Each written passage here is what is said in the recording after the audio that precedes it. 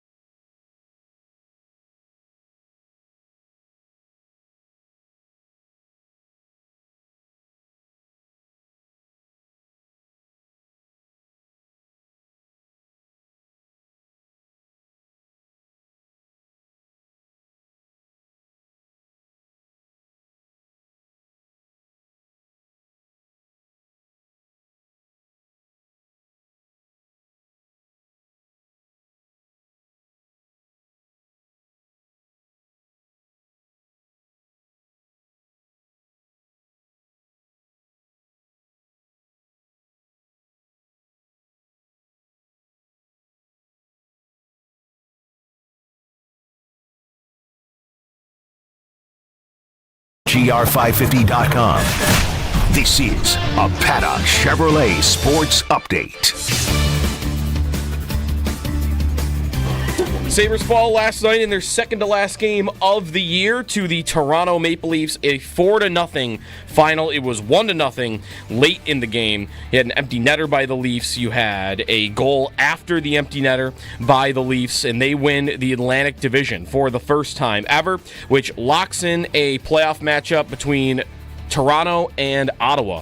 The Battle of Ontario. The Lightning will play the Panthers in the first round as we start to get more and more clarity on the playoffs in the NHL. Pretty much everything is decided after last night's games, except for one. 5-game win streak by Columbus and a 3-game losing streak by Montreal has the Blue Jackets alive with 1 game to go. They need a Montreal loss to Carolina in regulation tonight, and then need a regulation win over the Islanders tomorrow. The Sabres will wrap up their season tomorrow against Philadelphia, who also will not be playing for anything in that one. Fan Appreciation Night tomorrow, Alex Tuck bobblehead giveaway, and much more. In the NBA yesterday, the Warriors over the Grizzlies, 121-116 in the play-in tournament. So the Warriors move on to play the Rockets in round 1. To football, Dolphins GM Chris Greer says the team and Jalen Ramsey are planning to part ways this offseason. He also said they're not looking to trade Tyreek Hill and would only listen if a team offered 2 first-round picks. The draft is 8 days away. Bills pre-draft visits that we saw yesterday, Texas running back Jaden Blue, Kansas State corner Jacob Parrish, both of those guys are projected to be day 2 picks. Ole Miss wide receiver Jordan Watkins as well, who ran a 4.37 at the Combine. He, though, is a day 3 prospect. And Pat Leonard of the New York Daily News reports that the Rams have spent a lot of time with Jackson Dart, and some league sources believe Dart to LA is a strong possibility. That's your Paddock Chevrolet Sports Update. Paddock Chevrolet celebrating 90 years of being your hometown dealership.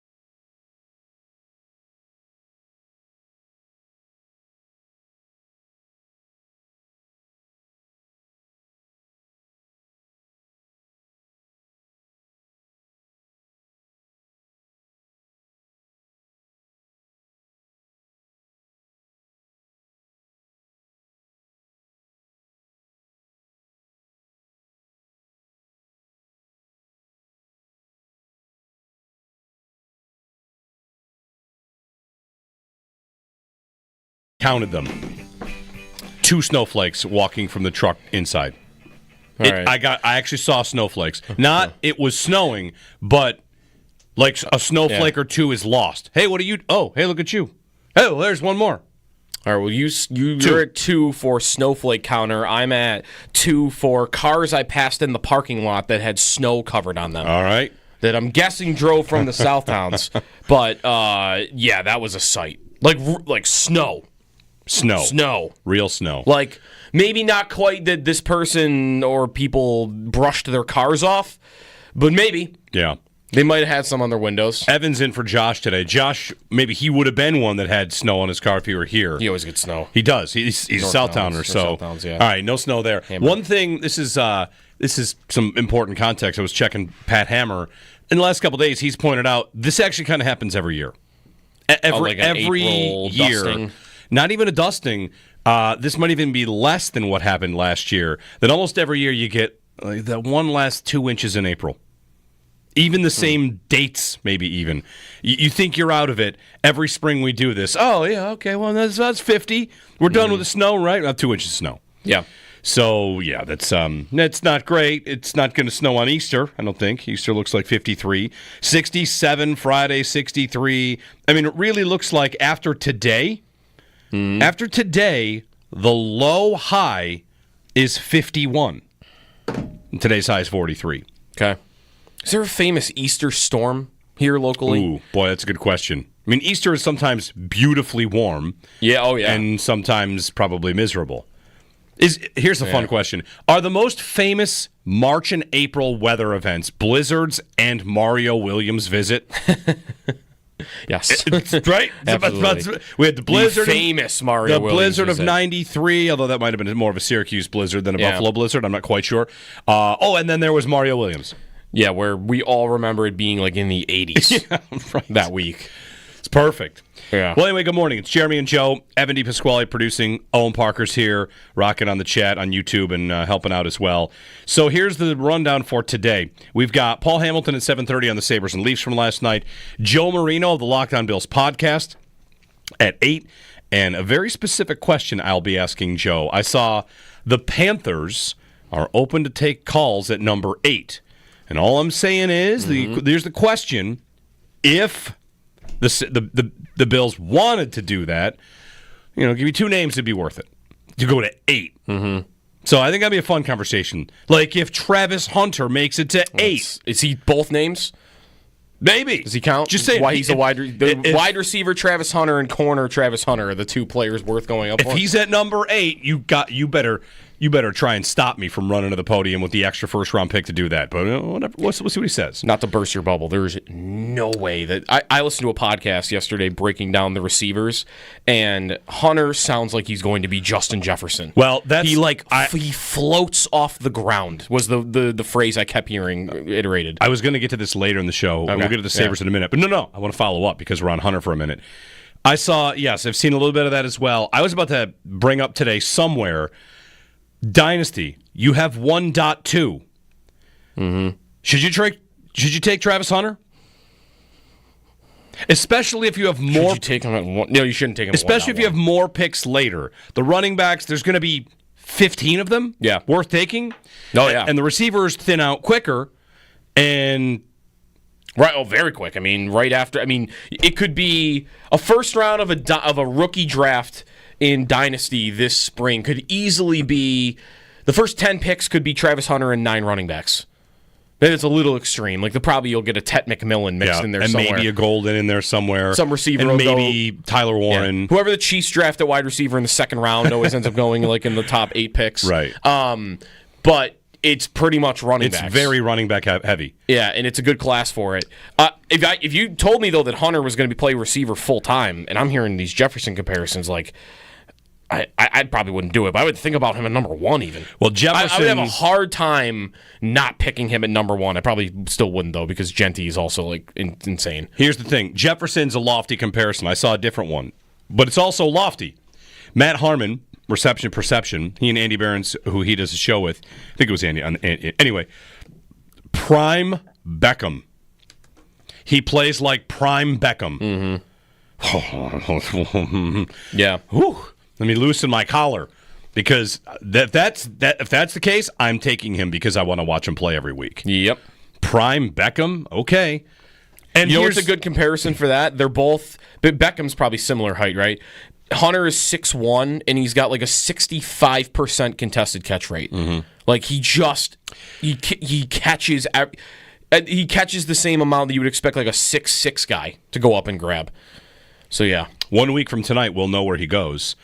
Or no, tomorrow, sorry. 1 week from tomorrow. I hope it's not New England. Then again, 1 week from tonight, we might know where he's going to go. He might go 2, he might go 3, he might go 4. Somebody could trade up for him. But back to the point about if you have 1, you're taking Ashton Ginty. Everybody knows that. Yeah. If you have 2, Omarion Hampton seems to be the most consensus number 2 back. That might come down to landing spot versus whatever.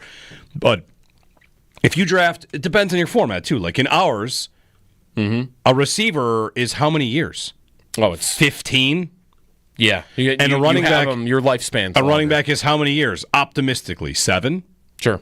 Yep. So I have number 2 in a league, and I have 3 more picks in the first and second round, and I think I'm moving towards.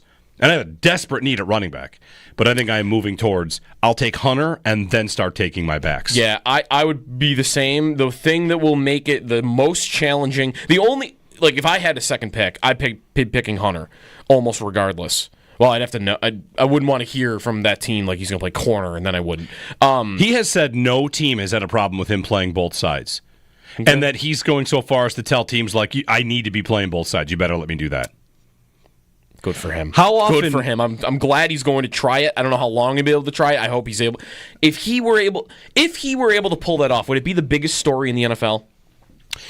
Not only is he going to try it, it's working. Like we're 2 years into his career, and this thing that everyone's like, yeah, he won't be able to do that in the NFL. Like he'll be able to do a little bit of both, maybe. He's just doing it. He's just doing it, and he's amazing at both. I mean, it would be. What's even the comparable to it? I mean, Ohtani's the comparable to it. It always is, right? It would be Ohtani. Wouldn't Ohtani seem, if you were before Ohtani and Hunter existed, wouldn't you think that Ohtani is more ridiculous? I'm sorry. You're going to be a pitcher too? Yeah, and the best hitter, one of the best hitters in the sport. Sorry, that's not possible. How could you possibly do that? But on Hunter, upon meeting with teams around the league, this is in a piece at CBS Sports by Garrett Podell, he was asked, if an NFL team told him it would only allow him to play either receiver or cornerback, he would make it clear he's not playing football at all. That's what he said. That's awesome. Quote, it's never heard playing that. football again because I've been doing it my whole life and I love being on the football field. I feel like I could dominate each side of the ball, so I really enjoy doing it. You're ready to take him number cool. 2, and he says, if you don't let me play both sides, I'll retire. That's awesome. Whoa, Travis. Yeah. All right. You're good. Go ahead. What? How many snaps you want? You know? How many teams, though, are thinking, we're going to tell him what he wants to hear now. We'll get him in the building. We'll give him 6 weeks. Yep. And we'll let him do both. And then, week 8's going to show up, and we're going to be 4-7, or week 11, I guess, at that point. And we're going to be like, okay, let's dial in here, and let's just have you playing receiver. Let's give corner a rest for now. I wondered about that. Because then you're making it tough on the player to be like, well, he's like, well, you told me I'm going to do both. Yeah, well, I'm the coach. Right. What happens when I'm in charge and here. what happens when the coach gets fired 1 year in? Right. Then it's like a Rudy situation where you're like, well, the last coach told me this. Yeah. Well, that was the last coach. Yeah. How often He's so interesting. He's so interesting. I love him. I just hope he goes anywhere but New England. Me too. Anywhere but New England. Isn't he most likely to go to New England? Wait, am I right on that? No, 2, right? Cleveland. Cleveland, Hunter Smoke. I think Cleveland for Hunter, and then they start to work to get their quarterback. Yep. Is the most likely scenario. And part of what makes Hunter interesting is how often does he get on television? He's not hey, they got a new quarterback. Let's take a look at this guy. But he is, a two-way player that's supposed to be elite at both. Sounds like a guy I'd like to get, some stock in fantasy. Get some primetime games in too, yeah. Yeah, so now, again, with the number 2 pick, if you're in fantasy and you have number 1, you know who you're taking, and you can operate your offseason accordingly. If you have number 2, I think it's a turn there on what you want to do. It might come down to your roster, and I guess I'm leaning towards it doesn't even matter what your roster looks like. I'm going to take the receiver. I'm going to take Hunter. Yeah, the only thing that would tempt me is, what's the perfect team for fantasy to draft a running back in round 1? If Genty goes in the top 10, if Dallas takes a running back at number 12, that's going to be tempting because they don't have anybody. It's tempting, right? They signed Javonte Williams as your competition for whoever would get drafted there. I think the Bears are an ideal spot if you get Omarion Hampton in Chicago, or Trevion Henderson in Chicago. That's Ben Johnson. With Ben Johnson. And it's just, you've got a lot of potential. So I'm already thinking some fantasy drafts. We're months and months away. We're 8 days from the actual draft. All these landing spots will make a big deal. And later today also, Cam Ward. Who needs cryptic social media posts when you have Cam Ward streaming online and just answering questions about the draft and teams? Mm-hmm. It's a good time. We'll get you some of the clips of that later. So anyway, 803-0550, some football to come and plenty of Sabres, I guess. They played last night against the Leafs. You were at the game. I had a chance to go to this game, and I said no thanks because, stuff around the house is crazy. And then last night at 6, I thought, that was dumb. I should have gone to this game. Yeah. Even though they got shut out 4-0, I had the thought, and I wish I'd thought it earlier, of I'm not going to go to a game for months, and this game will be a good atmosphere. I should be there. It'd be fun. Yeah. Was it? It was fun. I was like you. I had an opportunity for tickets, and we weren't going to go. And then, last second, we have another opportunity for tickets. So we ended up going. And how many Leaf fans? We got there a little bit late, so we didn't see the anthems. We didn't see the very start of the game, but it was easily 70% Leaf fans. So not quite the World Juniors Canada-US where that was 98-2. Maybe it was more. Really? Maybe it was more than 70-30. Yeah. It was. We were actually. So Nate was 10 rows behind us. Nate texted me. He's like, "Hey, I'm 10 rows behind you." I'm like, "Oh, another Sabre fan in our section," because it really did feel like we were the only ones in that section. It was so loud when they scored their goals, and at the end of the game with the "Go Leaf Go" chants, they clinched the division. They clinched the division, but they also got everything. They were fired up because they clinched the division. Marner got 100 points. Marner got his 100th point. I think Matthews scored his 400th career goal also.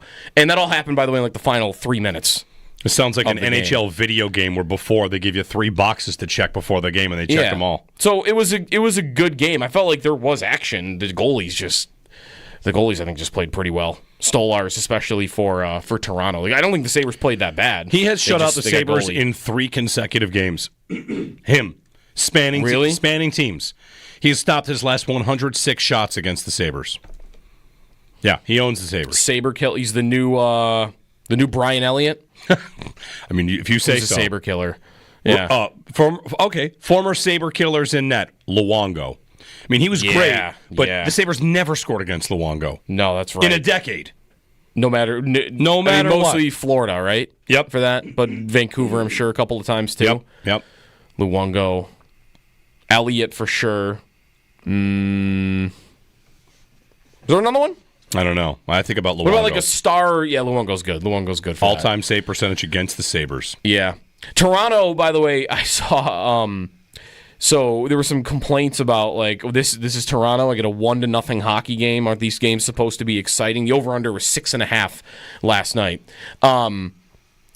I had the thought. I went back to Dom Lucian from The Athletic had an article about this after the Leafs lost in the playoffs last year. That Toronto, when they show up to the playoffs every year, they completely change their game. I remember you telling me this. And there's these numbers to back it up that, like, if you look at Marner and Matthews, like, their offensive rating versus their defensive rating, like, their defensive rating goes up from, like, this is just the number that Lucian has. I don't even know what goes into it, but it goes from, like, 4 to 6 in the playoffs, which is good. Like, you got better. And your offensive rating goes from 14 to 7.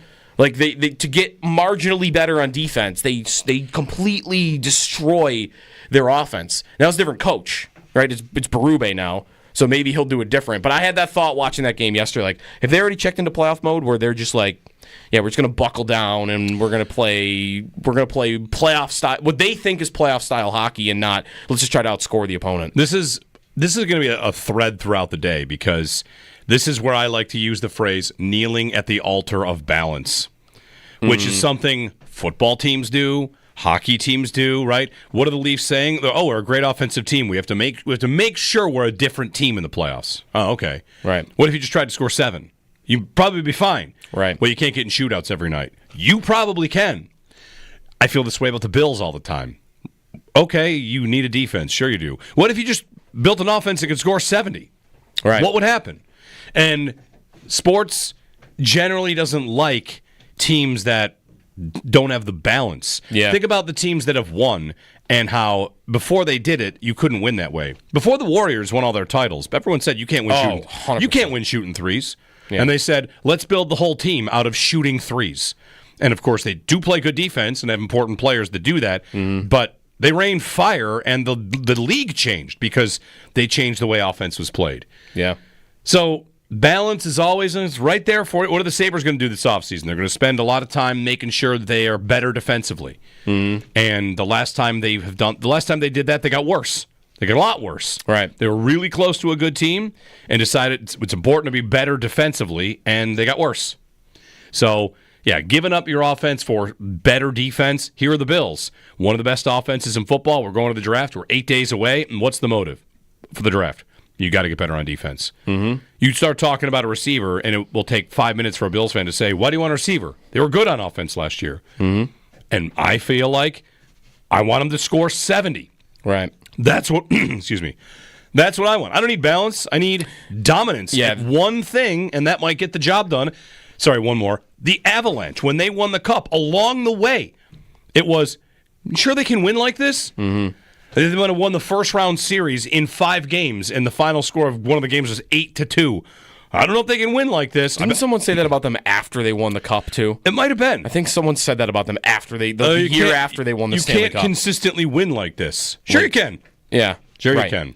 Absolutely. It kind of the idea that every team tries to not be bad at anything, rather than, well, what if I'm just elite at one thing and I'm underwhelming at another thing? Because that actually might be better. Yep. In some instances, it might be better, depending on the thing you're great at. That'd be like the Sabres saying this offseason, I guess they're not really a cap team, so this doesn't really work for them. But had they been, this would be like we know our problems are on the blue line, but we're going to go get the best goalie in the world? You could do that. I was going to say, like, best 30-goal scorer we can get our hands on, even though we already have all our forward spots, covered. Let's just go get as much scoring as possible, even though we have problems on the blue line. But goalie would be good for that. Oh, Luukkonen played well last night. Goalie would be good. Do you want a stat of the day? Sure. You got a great. I mean, This is such a good stat of the day. I should not use it this early. But it's on Lukin and it's on goalie. Okay. It's on a couple things. Because Kevin Adams spoke with Mike Schopp and the Bulldog yesterday. We're going to play a couple of highlights of that. We know that Lindy Ruff is back for another year, so yes, Lindy's back. Not that I thought he was going to be fired. I thought it was possible he would step down, but he's back. Adams also dug into their losing streak and gave some numbers on that. I've got some numbers to not quite push back, but not quite counterpoint, maybe context. But anyways, I was looking up a bunch of different of the fancy stats at Natural Stat Trick and at MoneyPuck.com. I found one thing that when you hear it, I want you to decide what that looks like and what that means. Okay? So, at 5-on-5, the Buffalo Sabres this year have the number one high-danger shooting percentage. Okay. They are the number one team in the NFL, or NHL, at shooting percentage on high-danger chances. Okay. Number one. So when they have a high-danger chance, they score at a higher rate than anybody else. Yes. Yeah. 5-on-5, all scores. Not just all scores, 5-on-5. Number one shooting team in the NHL, high danger.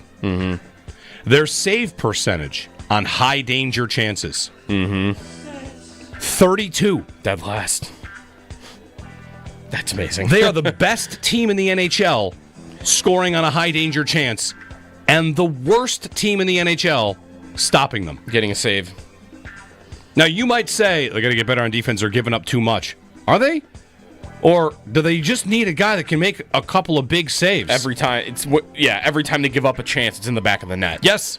At least a chance of that quality. They are the worst team in the NHL in high danger save percentage and the best at shooting percentage. And goalies stink. And what that might, I was trying to, all right, the fancy stats say that. What would that look like on the ice? That would look like I have a team whose offense is fine and whose defense is a mess. Because every time you see a high-danger chance, you are the number one team in the league at getting it into the net and the number one team in the league at putting it back in your own net. Yeah. Could it also say that both sides are a little bit lucky/unlucky? That you would expect? Yes. You might. Well, maybe. I don't know. How sustainable is that? Would you expect the Sabres next year to be number one at scoring those goals again?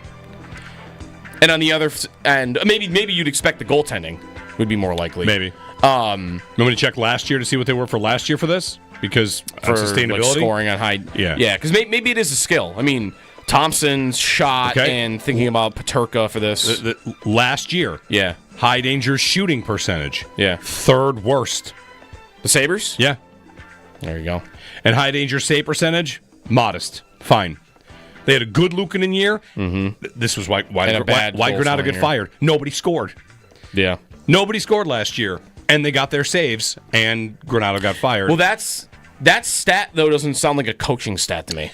Well, no, it doesn't sound like a coaching stat, but it sounds like a stat that leads to your results, and you say, well, we got to do something here. Sure, and then you fire the coach. You fired the coach because you got nobody scored. Because to me, it's more, the coaching's more about how many of those high-danger chances am I getting. Like, that's more controlled by who the coach is not that I've scored on 30% of my high danger chances. It's how many did I have? Did I have 500 during the year? Did I only have 200 during the year? But it definitely would play into the results of why a guy is here or isn't here. Adams, by the way, saying that Lindy is back. Were you taking that to mean, not that we weren't thinking he wouldn't be anyway, but we're taking that to mean confirmation that Adams will be back too? Or at least Adams thinks he's back. Yeah. That's right. Okay. Yeah. Yep. Yeah, I think so. Yeah, Adams thinks he's back, at the least. 803-0550. Sabres fall to the Leafs. Marner scores. Got his 100th point. 4-0. Luukkonen played well in this game, but... Yeah. We should check in with Owen later, with the goalie, on the fourth goal. Because Lindy was furious. Like irate about giving up the goal and leaving him out to dry after they had given up an empty net goal. We'll do it. We'll get to as a goalie. We'll do it all. 803-0550, 1-888-550-2550. 8 days from the draft. You can give us a ring if you want on the Sabres as the season comes to a close. We know Lindy is back. Kevin Adams, his comments from yesterday on the season that they had. The Owen Power injury, I hope you're ready for that to maybe change their off season. I mean, it's less than ideal. Serious injury. They're not thinking it bleeds into the start of next year. But this organization's had some rough luck with, day to day, a month. Timeline's not exactly lining up, so we'll see. You can give us a ring if you'd like. Jeremy and Joe on WGR.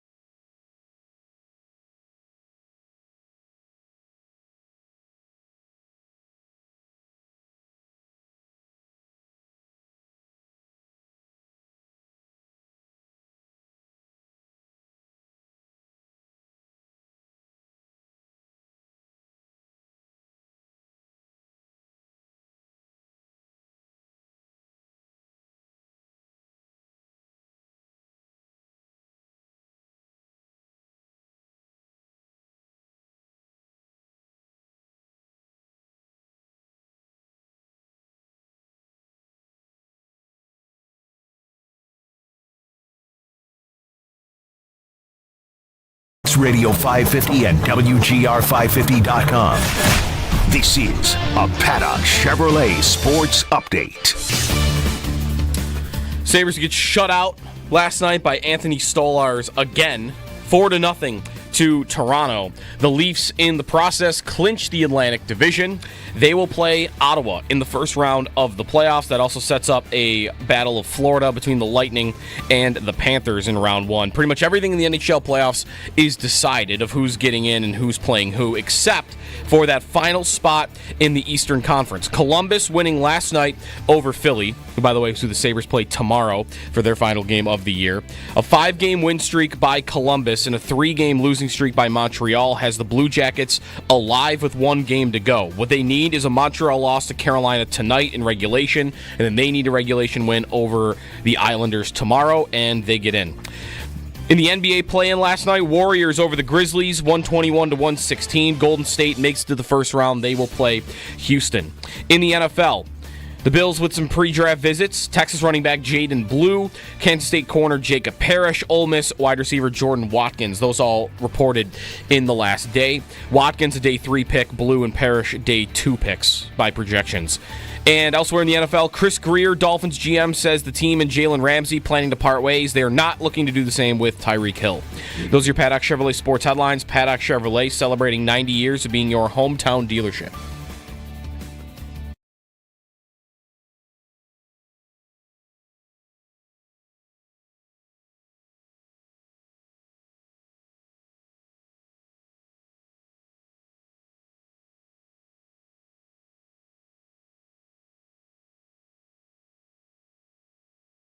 Was there, but the Leafs have it. Here is Matthews, sends it in front, they score. Marner gets the goal.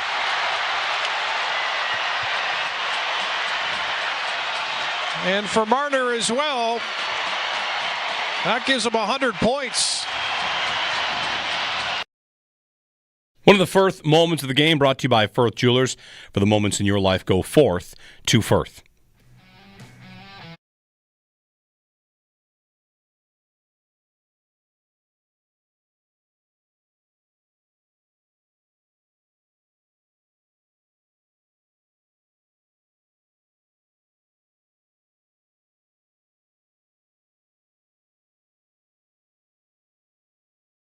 On paper should have lost, and 6 of them, right, either overtime or wins.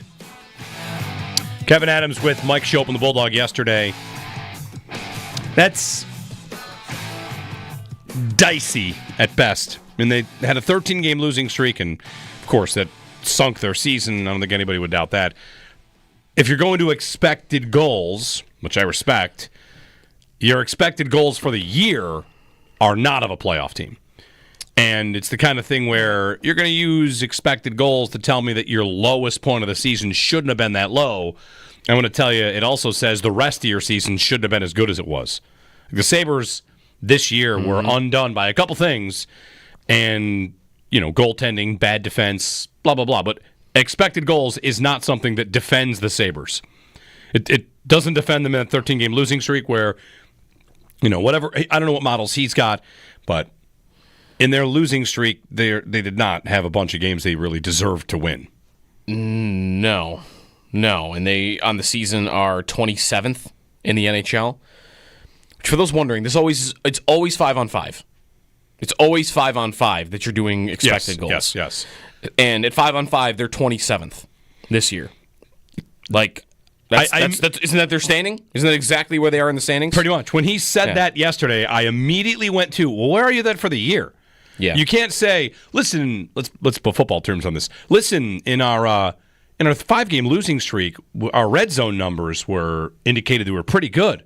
And then the rest of the year, you're the worst red zone team in the league. Like, wait, what are you doing here? You can't cite a stat you're bad at for 80 games and say we were good in 13, especially as a defense of a bad stretch. So I thought... Not a fan. And for those that are wondering what goes into that, all the rest of the numbers that equate to it, are right there.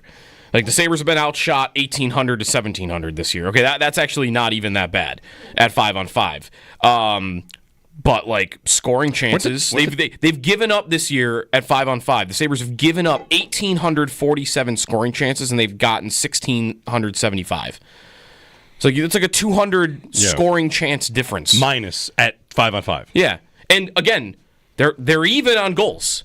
It's this year at 5-on-5, it's 182 to 182 on goals. Sabres against their opponent. Yep. But so they're outscoring their process. They're actually doing they're almost kind of, I don't want to call it lucky because they do have good shooters on this team. Yes, they do. But it's probably a little bit of luck that they have scored that many goals in comparison to what some of their other numbers look like.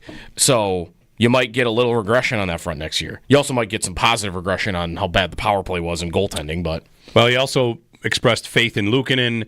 They view him as a top 15 goalie in the league. Can be a top 15 okay, goalie. Sure. He certainly was not that this year. They lose to the Leafs. No, I was talking about Luukkonen with my buddy I went to the game with yesterday, and how it has just been. If you really go back to when he turned pro, so like his first years in the AHL, he's been a pro hockey player for like 6-7 years now, and he's got one good season. Include the AHL for that. Yeah. Remember, he didn't have good numbers before the Amherst. He's had one good season, and he turned it into a contract. The one point, though, I did agree with Adams on him with is that Luukkonen, like it's hard for goalies, and not a lot of goalies can sustain top-level play year to year to year to year. Like, those are the elite guys that are able to do that. So for me, the question of Luukkonen is just how often is he going to have the year he did last year? And how often is he going to have this year? Because if he plays 10 years in the NHL, you're going to get both. But am I going to get 7 good years and 3 bad years, or am I going to get 3 good years and 7 bad years? And right now, I might be betting on the latter for that with him. 803-0550, our phone number, 1-888-550-2550. Marner. It's interesting, right? There were no chance for Marner last night. I know. There wasn't much opportunity, I feel like, for that. You were pushing that, huh? You wanted, like the reminiscent of we want spikes for Takeo Spikes way back in the day. Take me back. That worked? Is that the reason he signed? He mentioned it a lot. Okay. There weren't exactly. They chanted. It was week 17 of 2002. There weren't exact. I don't know if there were chants. Yeah, what was the chant? Were they just chanting spikes or we want spikes? A section behind the Bengals bench that was doing it. Okay. The Bills fans were telling him, "We want you to come here. Yeah. Hey, Spikes, come here, Spikes." But it's not quite like the whole stadium was chanting. I don't think it was the whole stadium. We want spikes. No. Okay. Yeah. Well, maybe there were some Sabre fans chanting at Marner yesterday. They might not be able to hear them, though, or he might have thought that they were Leaf fans in attendance last night. Is he going to leave? Because it was reported that at the deadline or before the deadline, they asked him to waive his no trade, and he did not. Yeah. So that was we're going to move you. And it would have been for Rantanen, who the story I think was that Rantanen was going to be willing to sign long term. So think of that. This is, I mean, if he were to leave, it is you are a hometown kid, right? Yeah. You're great. You are great. You're great. But also, you're more than anyone else the guy that takes a step back in the postseason. He's like I saw yesterday, his career point pace in the regular season is like 95, and in the playoffs, it's like 67. Isn't that true of 80% of players? That it would be that big a drop-off? Yeah. I don't know. I don't think Matthews it's that big a drop-off. Okay, he might be in the 20%. Who's another great player I could use for this?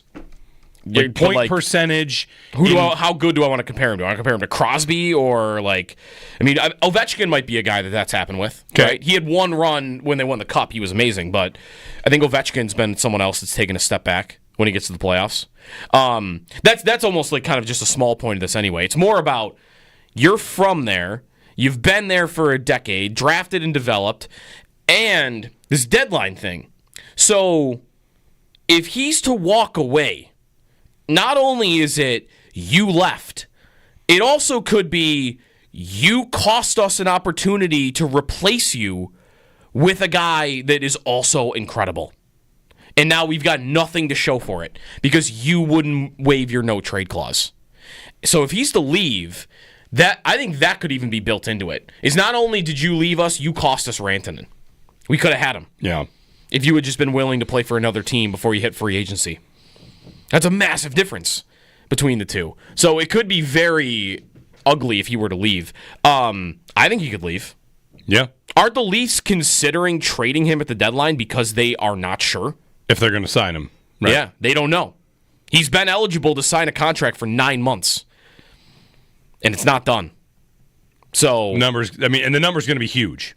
Should be huge. It should be $14 million at least. And the playoffs will dictate that, I'm sure, a little bit. I mean, I don't know how, though. If they get bounced in the first round and it goes terribly against Ottawa, they get upset, does that make it more likely that he's gone? Yeah. Definitely, right? Yeah. Versus if they win the cup, he's not leaving. You would think. If they go on win the any cup? deep run, though, I don't think that he's leaving. But if they get rolled in the first round, or they just lose in the first round in any fashion, then I'm going to be thinking a ton about him leaving. They are playing Ottawa in the first round. That is locked in now. Toronto and Ottawa. Mm-hmm. Everything, I think, is locked in, except for whether Columbus makes it or Montreal makes it. I had a thought on the Sabres drought, 14 years now. Does anybody else do this?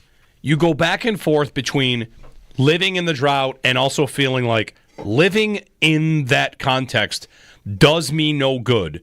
I should wipe it clean and walk into next year like it's just a year. It doesn't do anybody any good to pay attention to all that baggage. But if you say that and act that way, it almost seems like you're defending it. It's almost excusing it a little bit, and I don't. That's what would be tough for me, and I certainly don't want to do that. But wouldn't you agree? Go in there night one. If every fan could just kind of ditch that baggage, it'd fill the arena. You might have a great atmosphere. You might have a season where it doesn't feel so terrible all the time. Mm-hmm. That baggage means that's why they get booed off the ice in the middle of the season. It's why people get apathetic. It's because of all the baggage. And I kind of get crossed up on what to do with it. Should I just... There are Rory comparisons here, right? Rory McIlroy winning the Masters was 17 years of baggage. It's 11 years of no majors. And that's why there's that incredible release. That's why the story this week is all about Rory. Yeah. Carrying it every year makes it harder. And if you could just... Now, next year, what's going to happen? Granted, he did win. But next year, he'll just walk in like the easiest guy on earth playing that tournament. How much pressure could he possibly feel on a Saturday when he's close to the lead and he knows he can't blow it? I think it should be... From listening to him, it's going to be totally different. Yeah. For him. So, again, like that might... For the actual... But completion of making the playoffs, that could remove it. But for the fans that just go every night... Yeah. The ability to kind of check that at the door, it's like your phone challenge. Hey, hold on, let me take out my 14 years of baggage. I'm going to put that at coat check and just go into this game. I've been able to kind of do that this year when going 2 games. Mm-hmm. I don't know that I've done that as much as I'm just so used to it at this point. Right, it's true. Then when they fall down 4-0 in the first, you pull that baggage right on, like, all right, here we go. Right. Now I'm mad again. The other thing that makes it hard to do on that front is when it's the same people. Not for the whole 14 years, but a chunk of it, right? It's not, new guy just showed up and, it's not his drought, Although, I've always pointed this out, that the moment Sean McDermott and Brandon Bean showed up, they said, this is our drought too. Like, we carry that load. And you have not always had that same type of attitude from the hockey team. So that being said, the fact that it's if it is going to be Adams again next year, year 6 of the same general manager, and Lindy is nostalgic, and no one's really mad at Lindy, I think, right now. But that's not a fresh face either for this. And a lot of these players, Thompson's been not that Thompson and Dahlin are at fault, but a lot of these core pieces now. We're going into like year 5 of this experiment, year 6 of this being the core of the team. It's not really new. So if it had been, then I think a lot more people would be easier to get to. All right, clean slate. Let's hit the start over button here. This isn't the start over button. This is the same guys that you're hoping are able to pull it off. Yeah, we'll see if they make big moves this offseason. If it's like Quinn, Peterka, Samuelson that are out. Samuelson. We'll see. Yeah. Sabres lose to the Leafs. I hear more, yelling about Samuelson in the crowd this year than any other player. Just, Not always the nicest words. 803-0550, 1-888-550-2550. If you want to give us a ring, you can. NBA play-in tournament is underway. Steph Curry raining fire in that was pretty cool. And the draft 8 days away. We'll get to plenty more. Joe Marino, Locked On Bills podcast coming up at 8 o'clock. And some stuff on the quarterbacks because that, of course, will affect the Bills. Plenty to catch you up on the draft here on WGR.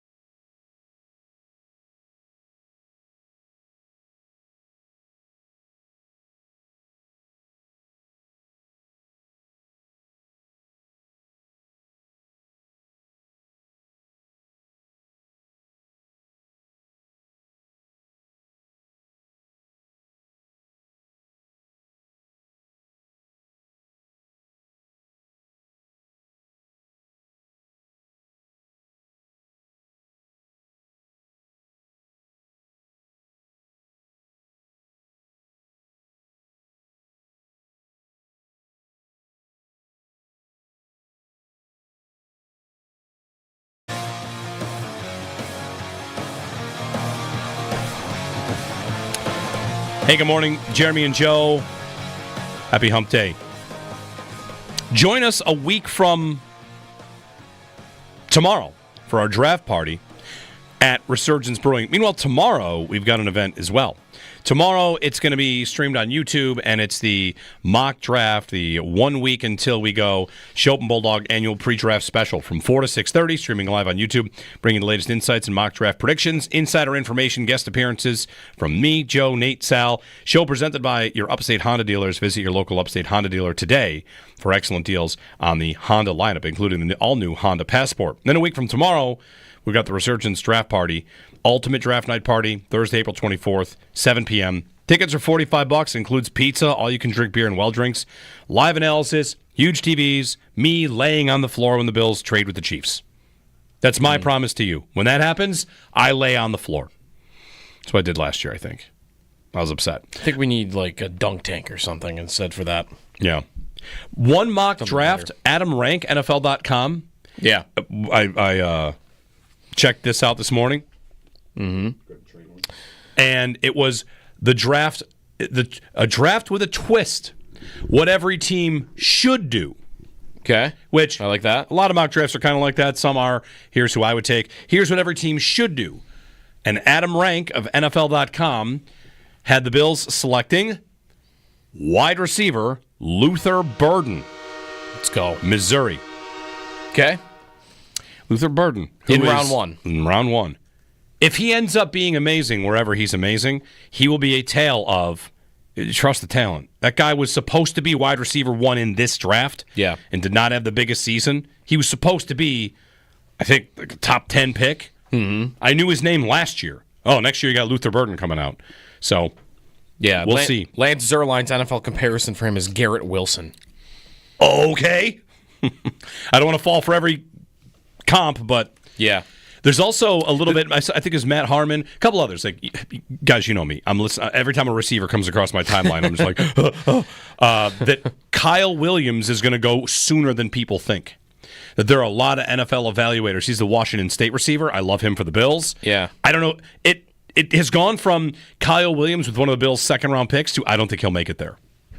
In the second round? Yep. That's all right. Get the TCU kid. Savion Williams? No, the other one. Jack Bash? Jack Bash. Falling for him a little bit.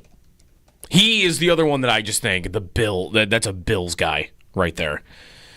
Just the Puka comparisons, and he only plays on one side of the field, but yeah, he's somebody I'm thinking a lot about.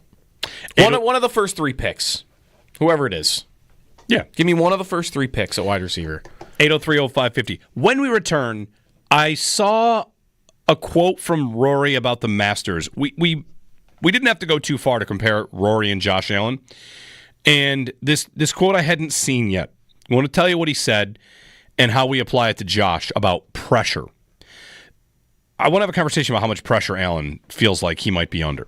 So we'll get to that. 803-0550. You can join us, Paul, 7:30. Joe Marino, Locked on Bills at 8 on WGR.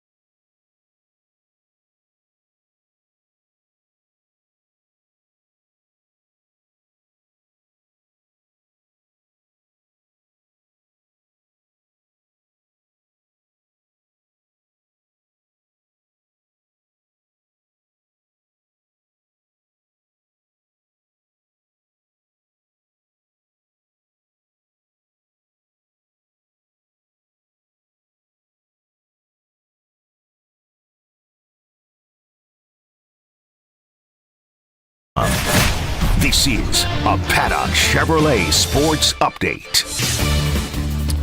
Sabres fall 4-0 to the Maple Leafs last night.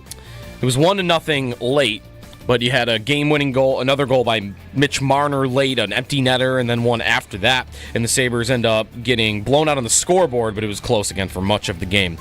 That game, that result, wins the division for Toronto. Their first ever Atlantic Division crown. They will play the Ottawa Senators now in round one. The Battle of Ontario also sets up the Battle of Florida. Lightning and Panthers will play each other. All the matchups in the NHL are basically set. We're still waiting, though, on the final spot in the East. Columbus wins last night over Philadelphia. They have a 5-game win streak. Montreal has a 3-game losing streak, and that has the Blue Jackets alive with 1 game to go. They need Montreal to lose in regulation to Carolina tonight, and then they need a regulation win over the Islanders tomorrow for the Blue Jackets to get in. Tomorrow also the Sabres finale, fan appreciation night against the Flyers. First 15,000 fans will get an Alex Tuck bobblehead. To basketball, last night was the first night of the NBA play-in tournament. The Magic beat the Hawks. The Warriors beat the Grizzlies. Those teams are on to the first round of the playoffs. The losers get one more shot at it. Excuse me, the Hawks are out. That was the 9-10 matchup in the East. To the NFL, Dolphins GM Chris Greer says the team and Jalen Ramsey are planning to part ways this offseason. He also said they're not looking to trade Tyreek Hill and would only listen if a team offered 2 first-round picks. The Bills having some pre-draft visits, 8 days to go till the draft. Yesterday was reported they'll have in Texas running back Jaden Blue, Kansas State corner Jacob Parrish, and Ole Miss wide receiver Jordan Watkins. The first 2 are day 2 prospects, and Watkins, the receiver prospect, is a day 3 prospect. Finally, Pat Leonard, New York Daily News reports Rams have spent a lot of time with Jackson Dart, and some league sources believe that Dart to LA is a strong possibility. That's your Paddock Chevrolet Sports Update. Paddock Chevrolet celebrating 90 years of being your hometown dealership.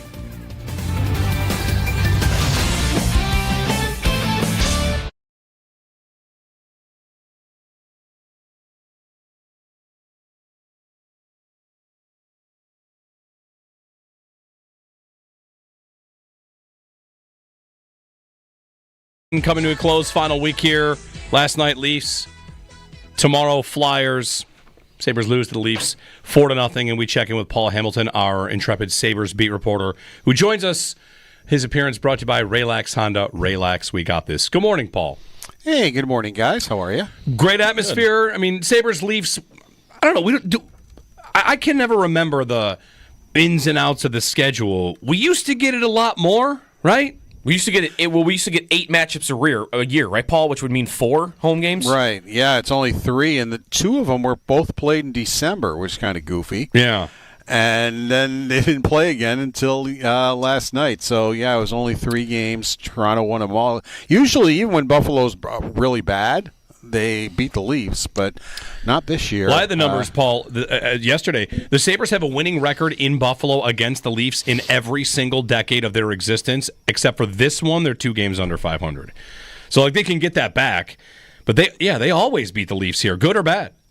Yeah, even in Toronto, they usually do pretty well. Yep. Or in Hamilton, when they play outside, or whenever, they usually do pretty well. But not this year. They lost 6-3, 5-3, and now 4-0. You know, you're thinking about that very quickly. The current playoff format has, I think it exists because the league thinks it creates rivalries when you get the playoff matchups year after year. But really, it does kind of harm it too, right, Paul? Because the divisions are so much bigger.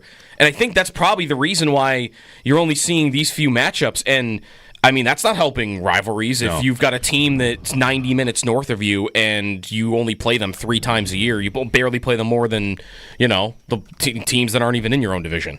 Yeah, well, one of the reasons was they were playing teams out west once, and they decided they wanted a home-and-home against the teams out west, so that took away division games that they had. So there are a couple of teams that they wind up playing 4 times, but not everybody, and it kind of alternates around who they're going to play 4 times and who they're not. So But the thing is, too, don't forget, this is a rivalry for Buffalo. It is not a rivalry from Toronto. Sure, that's right. Toronto couldn't care less about the Buffalo Sabres. Their rivalry is the Montreal Canadiens, the Ottawa Senators, Boston. to a lesser extent, the Detroit Red Wings, Bruins. But yeah, they're more into those teams. The Buffalo Sabres or the Toronto Maple Leafs are like the San Jose Sharks to the Buffalo Sabres. Right. They couldn't care less. That's in part because the Sabres have not been in anybody's way for a long time. And if they were, that might be better. So, Paul, last night, Anthony Stolarz, Joe and I were remembering Sabre killers over the years, and my answer is Luongo, but maybe it's Stolarz. I said Brian Elliott. 106 saves in a row against this team now, and a winning record, and three straight shutouts or whatever. Like, Stolarz was great last night for them, and he continues to have the Sabres number. Yeah, he has 3 shutouts in his last 4 games. If Toronto gets that kind of goaltending in the playoffs, now they've had plenty of goalies who have had good regular seasons and then do not play well in the playoffs. So we'll see where Stolarz does when he gets into the playoffs, but he certainly is red hot right now. And here are the Sabres. 3 of their last 4 games have been, quote, goalied. Look at what Jet Greaves is doing for Columbus right now. Buffalo gets 2 quick goals on him. He'd want the first one back. Second one wasn't great either. And then he slammed the door on him. Made 33 saves in the last 2 periods. Buffalo didn't score at all and lose 3-2. So, but that just goes to show. It was fun to watch them for 6-7 weeks where they were winning a lot of games. They were playing the game the right way, and I think Terry Pegula has to be careful not to get mesmerized by that because the Buffalo Sabres are back. You should have just seen the disgust on Jason Zucker's face last night. He's just like, this is what we did all year long. They go from a 5-game winning streak to a 4-game losing streak and get goalied in 3 of the 4. This is a team that's 7th in the league in scoring, and all of a sudden they can't beat 3 different goalies. It was a good game. It was the type of game that the Leaf fans were silent because it was like it was 0-0 and basically 1-0. Luukkonen standing on his head. Stolarz is on his. The goalies are the show. As far as I'm concerned, they should have been the top 2 stars, and they just either making save after save.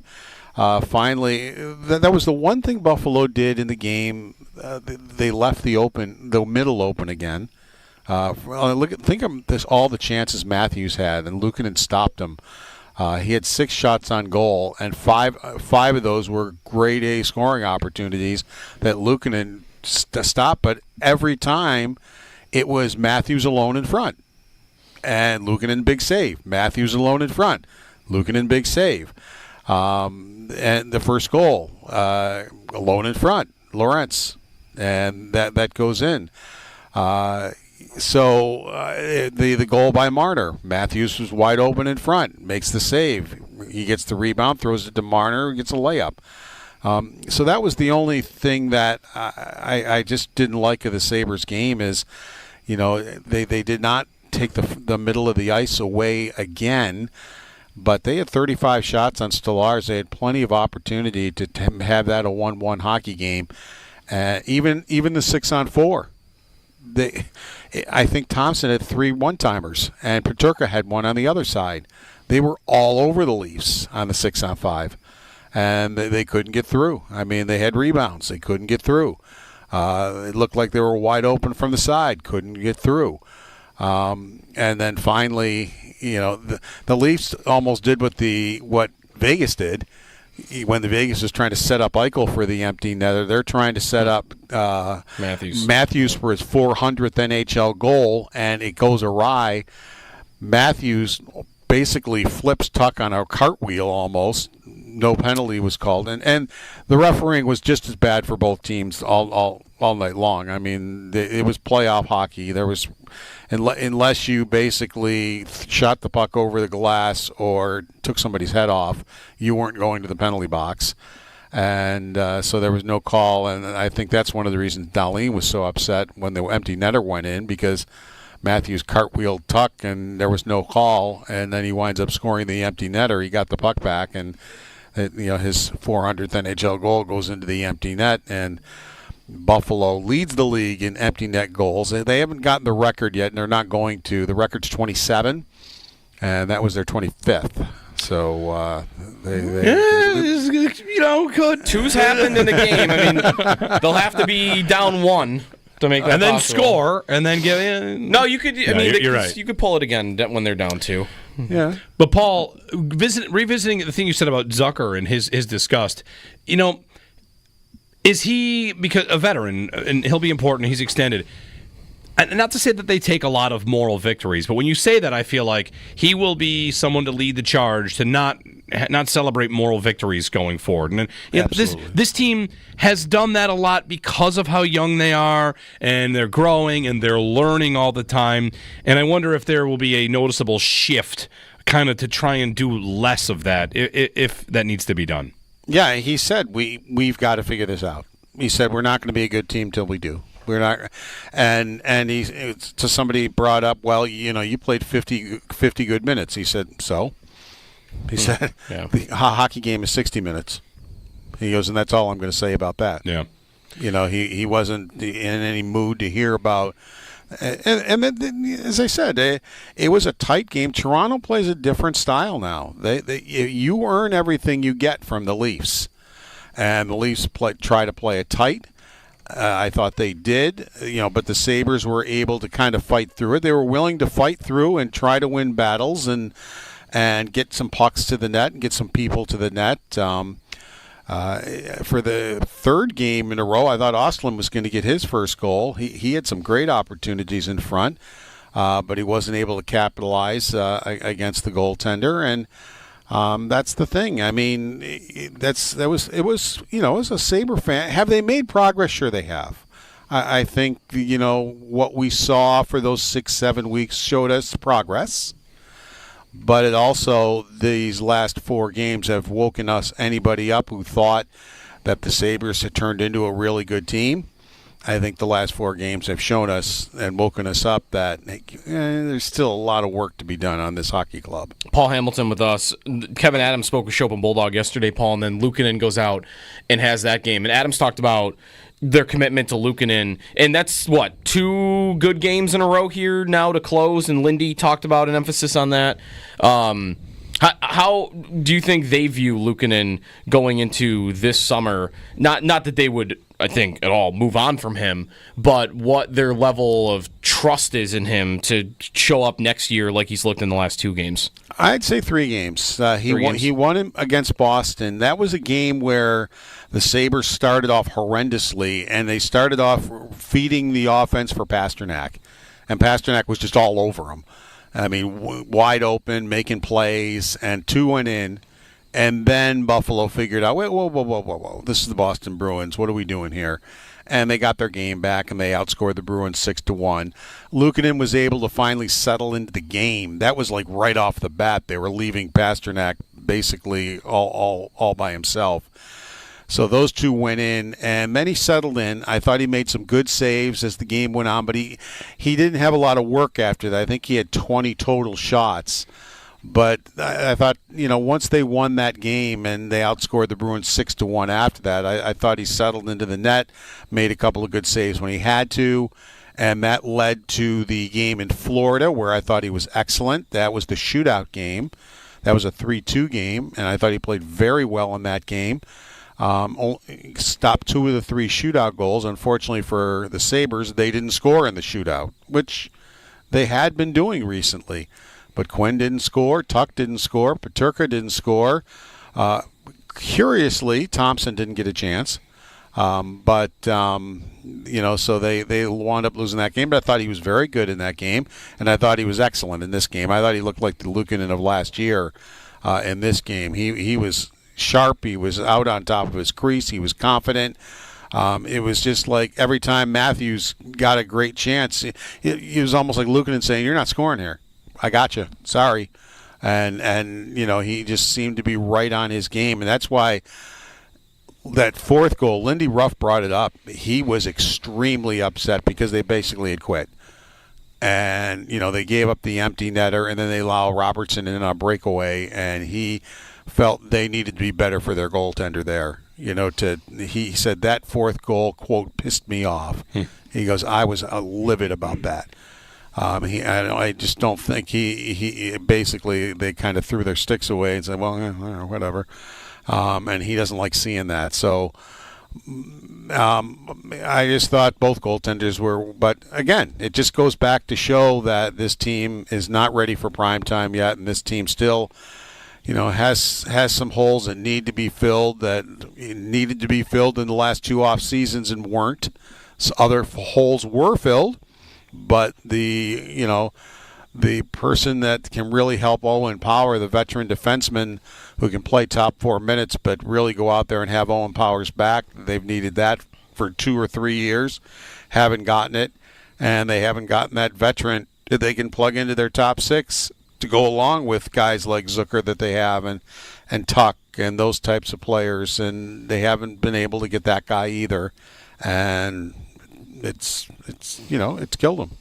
Paul Hamilton, you mentioned Lindy being upset there, and we found out yesterday Kevin Adams saying he'll be back, which is not a surprise really at all. Kevin Adams is expected to be back. I mean, as far as Kevin Adams knows, he's coming back. Mm-hmm. Paul, did Lindy have a good year? Or did Lindy, they bring him in for accountability. That was the big buzzword a year ago. It's about accountability, and Adams was kind of bullish on, I know who will do that job. The year ends, and the playoff goal is not met. How about that goal? Do you think that they are closer there, more adult in that department overall? Somewhat, yes. But a lot of the problems that people were being benched for a period for, or benched for a couple of shifts for, and they seem to have gotten out of their game, have popped up again. Like when they set up Kucherov in front of the net, like their teammates. I mean, it's just like, what are you doing? I mean, that to me, that was a benching type of a play, and McLeod did not get benched for that one. He had another doozy turnover in this game. All of a sudden, he's starting to struggle a little bit. And, he was on such a roll where he was getting points, and, here they are in their last 4, they haven't won. Well, where's Thompson been? Where's McLeod been? The guys that were, really picking up points and rolling, all of a sudden you haven't heard from them in a while, and this is a team that obviously needs their guys to be performing if they're going to win hockey games. So, I think Lindy Ruff. I kind of agree with what Lindy Ruff has evaluated himself, and he is extremely upset with the job he's done because he felt it was too late. He goes, well, yeah, the team is playing the way it's supposed to, and they're playing good hockey, but he goes, it's too late. And he goes, I thought that I could fix this, and it took too long to fix. And he goes, that's on me, and that's why he wants to be back. I mean, he feels like he didn't do a good enough job, and the one thing I can tell you, he really does want to get in the playoffs and do well. He wants to win a championship for this city. I mean, this is his home now. It was still his home when he was coaching the Dallas Stars and the New Jersey Devils. He'd come back here in the summertime, and he desperately wants to win a championship for this area, and he's pretty upset with the way this year went, and he felt he got through to them way too late. Paul Hamilton joining us on the Worcester Hotline. Paul, 2 names on the injury front as we go to next year. Like, these are going to be the things we monitor. We'll call this the eye on the blue and gold. Josh Norris and also Owen Power. Norris's injury, they said he could be ready if the postseason were coming and the Sabres were in it. The biggest question for me on Norris, Paul, is the Sabres' highest paid forward who's under contract for a long time. Next year feels like it'll be his debut. We don't really know anything about him in a Sabres uniform. I've seen very, very little, so lots to learn there. You can get a thought on that. And then also Owen Power, it sounds like a serious injury, and whether or not that bleeds into the offseason, how far into the offseason, how ready he is when the season begins in a year when they were looking for him to add strength. The Power injury, to me, could be something that it just kind of changes their offseason in a way that they were not hoping it would. You're right. Yeah, it's a shame. This kid needs his offseason. He needs to get stronger. He needs to get better. And, he needed a full offseason to do that. Now, Kevin Adams said that, he should be ready for next year. So that tells me probably not surgery for, an ACL or something like that, because I think that would take him past that. So maybe, who knows, maybe we're looking at sprains or something like that, but that's still for a while. Now, Adams said they knew that Norris was going to be 6 to 8 weeks. That certainly isn't what Lindy Ruff has been saying all along. But Lindy Ruff is a coach. They don't always tell you. Sometimes Lindy's very upfront about injuries. Sometimes he's very vague. Like Beck Mallenstein, he didn't want to say upper or lower body. It's like, Lindy, there's 2 games left. Really? We're hiding what Beck Mallenstein has? I mean, come on. But he's been very honest on some of the other injuries. Talking about them, and he actually said yesterday about Norris that he's feeling much better, but we're not going to use him. We're not going to play him. It sounded like, if the playoffs started last night, Norris would have been playing. But it's like there's 2 games left. Why do it? You went this far. It was a soft tissue injury. Kevin Adams said they did know about it. It's the first time really he's talked where he could be asked about that, and he said yes, they did know about it, and they would have made the trade anyway. And but it sounded like he probably could have played these last 2, but what's the point? Especially, why risk it? Eye on the blue and gold. That's brought to you by Great Lakes Building Systems. We keep an eye on your business. You don't have to. Great Lakes Building Systems. Our business is protecting your business. All right, Paul, one more. The Flyers tomorrow night and Fan Appreciation Night. We close things out. And Kevin Adams said he'll meet with the media, I think, Friday or Saturday for locker cleanout. Saturday. Yeah. Okay, it'll be Saturday. The older players will go through a locker cleanout on Friday. The younger players on Saturday. When he's done with the younger players, he and Lindy Ruff will be doing extended talk on Saturday, so you will be able to hear both gentlemen's comments. They can't really say when that's going to be, because you don't know if a player is going to be in their meeting for an hour or if they're going to be in their meeting for 10 minutes. Right. Yeah. So they can't say, well, it's going to be 3 o'clock or it's going to be 5 o'clock, or all I know is we're going to be on the air from 2 until 5 o'clock on Saturday, where we normally aren't. I think Brian Cozy will be part of it, and Derek Kramer will be part of it. And, so when those press conference happens, you will hear them. But we just can't pinpoint for you when those might be, because we just don't know when the meetings will end. Very good. Thanks, Paul.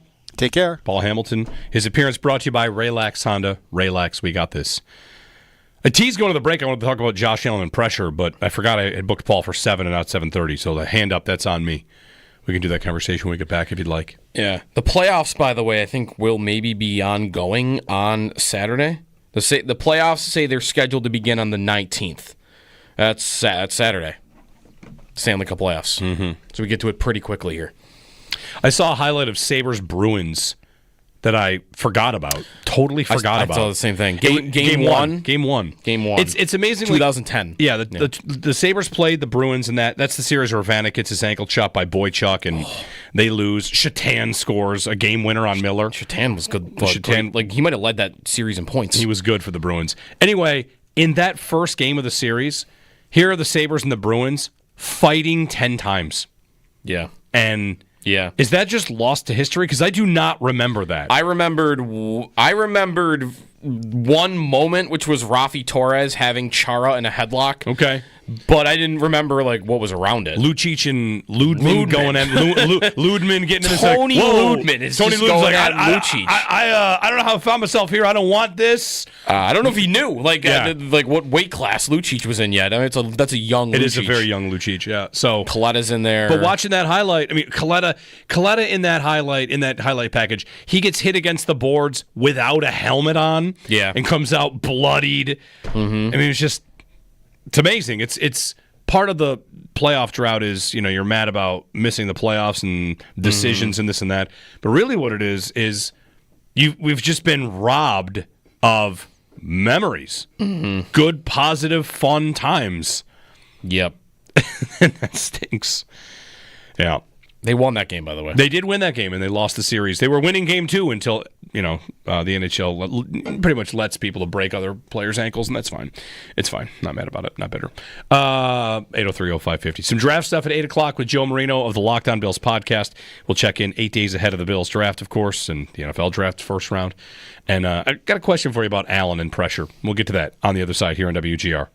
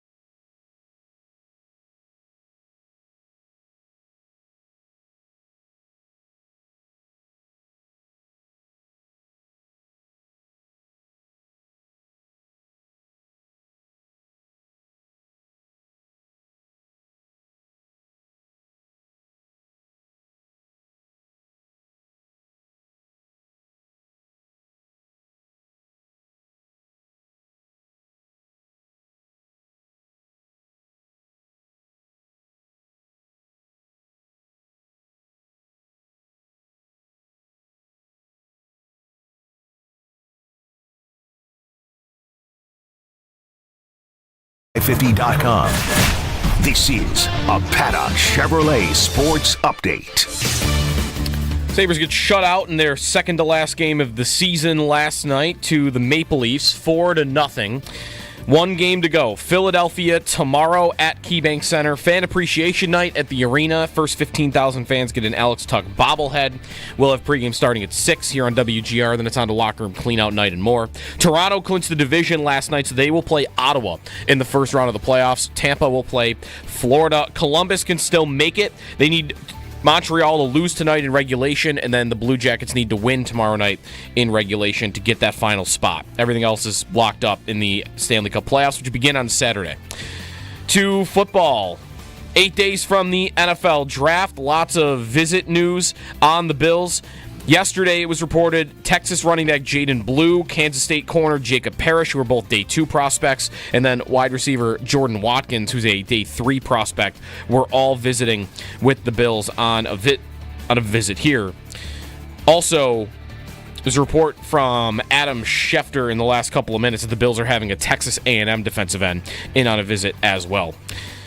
To basketball, last night was the start of the NBA play-in tournament. The Warriors beat the Grizzlies by 5. They are on to the postseason. They will play Houston in the first round as the 7th seed in the West. Those are your Paddock Chevrolet sports headlines. Paddock Chevrolet celebrating 90 years of being your hometown dealership. Call or text WGR at 803-0550 or post on X at WGR550 and get connected to Jeremy and Joe now. Brought to you by Northtown Kia. Check out the 2025 Kia K4 sedan. Named finalist for the 2025 North American Car of the Year. Samuelson's got no stick. McLeod just dropped him at stick. Nylander trying to get the Leafs drawn in a little bit to open it up right here. Far circle, Luukkonen slides over and makes the stop on Matthews, holding it $3.99. UPL, one of the first moments of the game. For the moments in your life, go forth to Firth Jewelers. Sabres fall to the Maple Leafs 4-0. Let's do quickly as a goalie, Owen Parker. Lindy got really mad about the 4th goal being given up. You're pulled out of the net. They score the empty netter. You go back in. You give up another one. Is that as mad as a goalie gets? 100% the maddest you can get as a goaltender. I used to hate those goals, and what was even more impressive was my dad was always very calm, at least to me. But if that ever happened to me, I could feel him like combust on the side. Like he couldn't handle it. I probably handled it a little better than him, even though I may have snapped a stick or two after a play like that. But, yeah. I mean, it's just a horrible job. Bryson's just sleeping and slides over to try and kill a play on the wall that's nothing and gives Robertson a lane. It's horrible. So that's that's the worst. The worst. Well, give me a comparison in life. Well, that's like what the game is, because the game is over. That's like getting a speeding ticket and you got your car when you get to your destination and like a bird poops on your head or something. But I'd be still madder about the speeding ticket. The fact that this makes you the maddest. What's more mad? Apply it somewhere else for me. It's what? It's incomparable. It's just it's insult to injury or whatever you want to say. But I mean, Lindy was really mad about it, and I get it. Like people, But you're. Whatever, just digging into like what it means. You're expecting a team to, hey, everybody, dig back in. The game just ended, effectively. But it's very important that you dig in right here and we don't get scored on again. Yeah, it's an awkward spot as a coach and as a player, but it's still just... I'm not disputing it. It's the job. Like, you have to do that. Yeah. And, it's a brutal, brutal place to be. Owen Parker with as a goalie. Luukkonen gave up that extra one. I was trying to think of like a golf analogy. It's like a par 5 and you're 250 away and you think, okay, I can get there. So you pipe a 3-wood and then you blade the chip. Is that good? I don't know. I mean, you've got to give me a comparison where something is over. It's over. Right. You've already suffered the injustice. That's right. And then it's something else happens. Yeah. And you're even madder about it. So anyway, if you want to try that on, you can. 803-0550. I have a putt to break 80 from 7 feet. I miss it, and then I walk up for the 2-foot tap-in, and I miss that too. There you go. Maybe. It's closer. I want to find a good one. Because it is a horrible goal to give up. Yes. Horrible. Speaking of golf, Had a question for you about Josh Allen I wanted to get to, because the Masters... And it's a golf question? It's more about pressure, because this week has been... I've been consuming more Master stuff and more Rory stuff, just to kind of get the historical context of what happened. And I was reading Kyle Porter, who writes at Normal Sport, and former CBS golf writer. And one of the things he pointed out about McIlroy, I want to make this about Allen, because there's something different about Rory's pressure versus some other pressure. And it's a small difference, but the way that he said it was kind of interesting to me, which is that there's pressure of, will you ever do a thing? And then there's pressure of, will you ever do a thing that everyone agrees you should do? Mm-hmm. There's pressure for Justin Rose to win a Masters. There's pressure over every putt. Ludwig Oberg he's got pressure on those putts down the stretch. So does Corey Connors. If Corey Connors had a putt to win the Masters, there's a lot of pressure on him. Right. But I don't know that everybody on earth agrees Corey Connors should win a Masters. No, nobody probably thinks he should. Right. So has to. Let's take this to Allen for a moment. If the Bills get to not the Bills, if the Texans get to a Super Bowl, C.J. Stroud will have pressure on him. Does the world agree that guy should win a Super Bowl? I don't think so. No, not Does quite. the world agree Josh Allen probably should? Yes. Yes, everybody would say yes. And Rory was talking about the pressure to do something that people tell you will. Before this tournament at Augusta, Jack Nicklaus picked him to win. All the greats are like, I think Rory's going to win it. Imagine that all the greats are just like, oh yeah, I'm picking you. No pressure. You should win this. Mm-hmm. And Allen, to me, the Bills winning the Super Bowl and the comparison to Rory finally breaking through at the Masters, that's not that far off. And it got me to thinking about Allen. Do we think that he feels pressure? Internal, external? Because I don't think he often looks like it. And that doesn't mean he doesn't feel it. Mm-hmm. But with McIlroy, we see him battling through it. You can watch it happen. Yeah.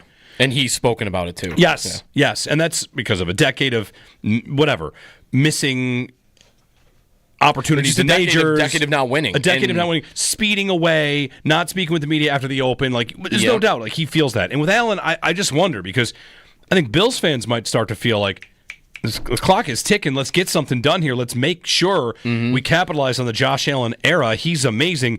He's got to do it. And I don't mean pressure like if he doesn't, we're mad at him or we're blaming him. Just a level of everybody kind of agrees this guy should win one. A level of pressure that it affects your actual play. How about that? Because that, to me, happened to Rory. The pressure affected his play. It affected shots. It affected putts. I mean, that happened. Allen, can you think of a time or a game where that? I'm not saying there aren't any. Yeah. But with Rory, it felt like you got those moments a lot. At least recently, you've had them a lot. Well, actually, no, you can go all the way back. He talked about 2011, how that was another one where he was feeling it. And he was younger then, but he's always kind of had that. So with Allen, what's that game? I have one in my head, but it's so long ago, and it's kind of before anybody would have said, oh, he's got to win.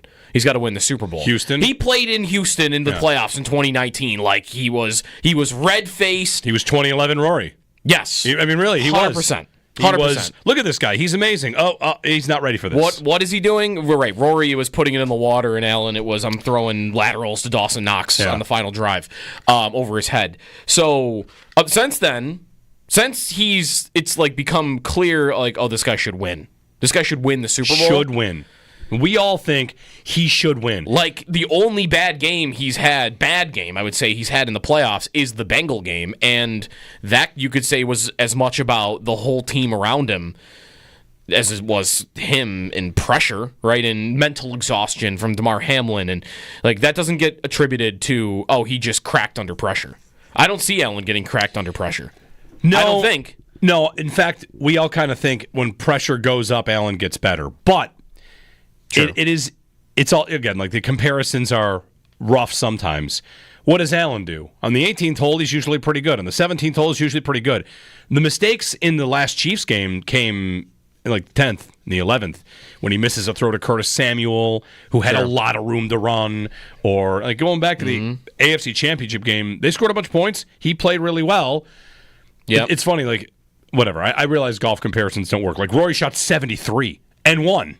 73 is not necessarily a good score, but it was enough. No, he was over par for the day, right. wasn't he? And Allen goes out there and shoots 5 under and loses. He has the Justin Rose rounds. Yeah, where it would be more like if Rory had lost it. This is at least 13 seconds. I don't know if you would say this is last year too. That it would be like if Rory had played really well on Sunday, and somebody shot a 62.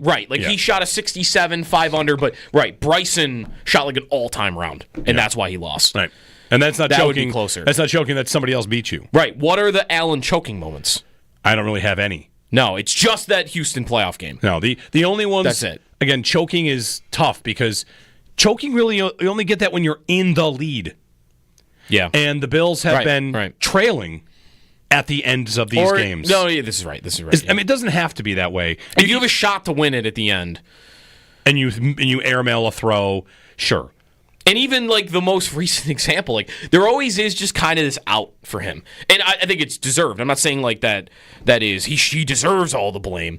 It's okay, that 4th down play. If I just look at the box score and don't think of the game, it's Josh Allen's got the ball with 2 minutes to go, and he's got a chance to win it in Kansas City, down 6, and there it is, 4th down, and the play fails. Just on the surface, you could say, you choked there. You had a chance to win the game, and you turned it over on downs. Mm-hmm. But we watched the game, and we saw that ball got to his tight end. Mm-hmm. After the play call was like, he should have never in a million years been able to get that ball off.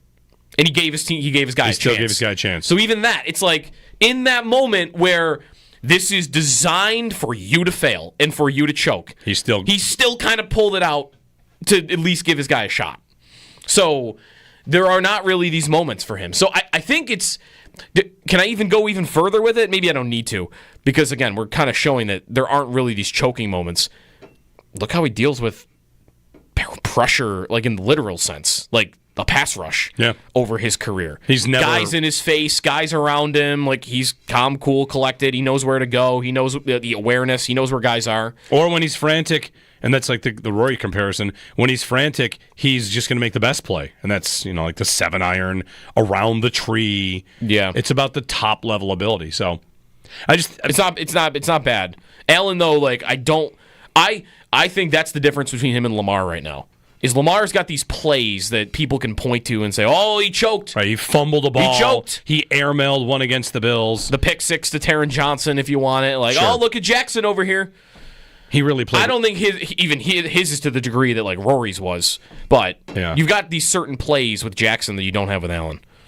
He did have Mark Andrews drop a ball. He did, and the GM is non-committal, and Andrews coming back next year now, so that could be his. That'd be tough, man. You're like the all-time player, all-time tight end for the Ravens, and that might be your last moment with the franchise. 803-0550 and 1-888-550-2550. Jeremy and Joe, do we have a red flag on Cam Ward as the number 1 pick?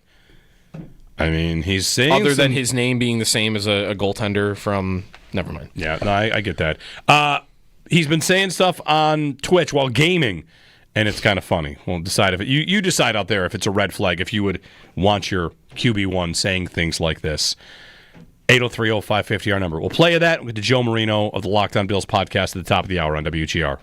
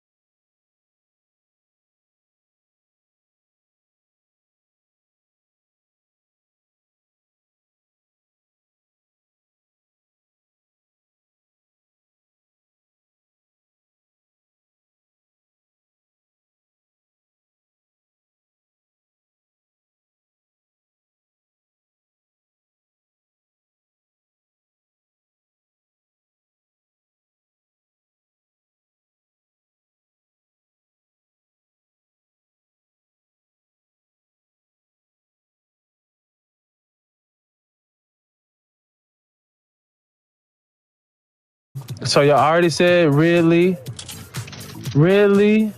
Jamar, Justin. I think Jason Jamar is like the length, like the. And then for my last one, Traylon Burks. Future number 1 pick Cam Ward, who's going to go to the Titans. He's playing Fortnite, and on the chat, people are asking him questions. He asks him what are your favorite coaches in the NFL. He says Brian Callahan, Stefanski, Dable, and Aaron Glenn. Jets. Yeah. That's fine.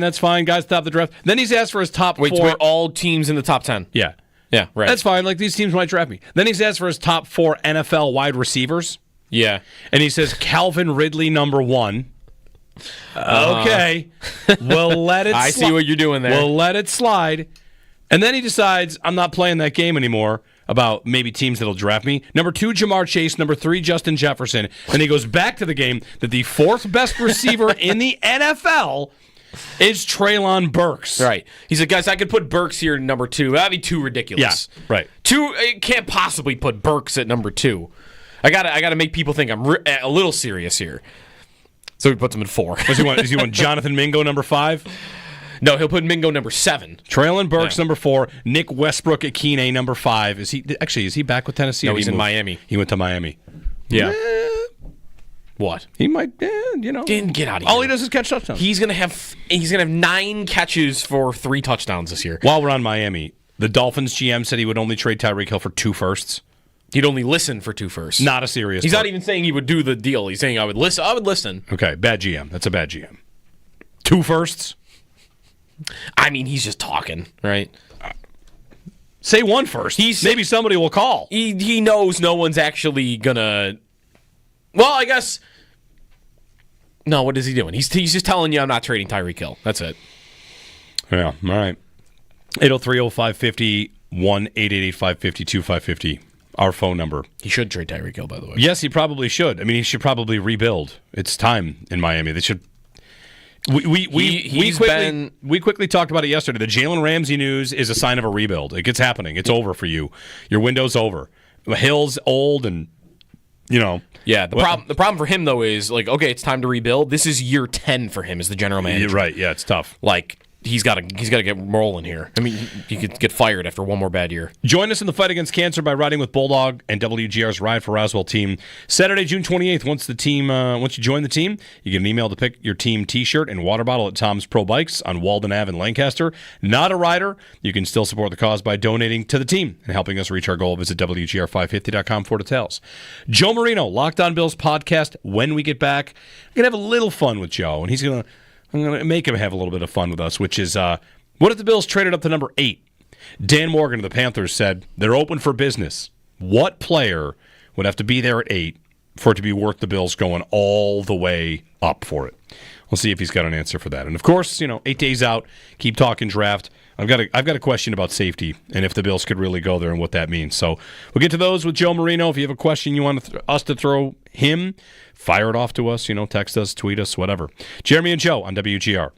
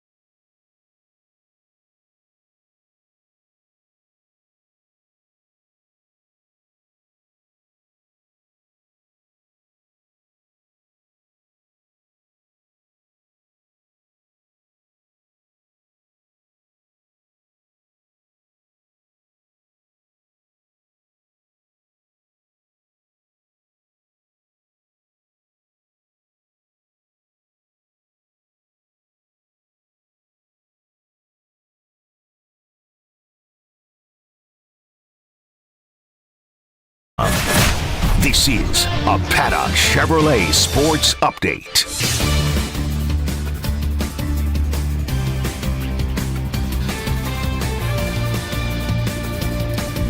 Sabres lose last night 4-0 to the Toronto Maple Leafs.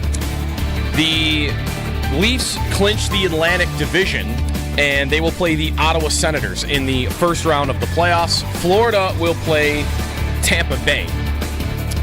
Florida will play Tampa Bay in the first round of the postseason.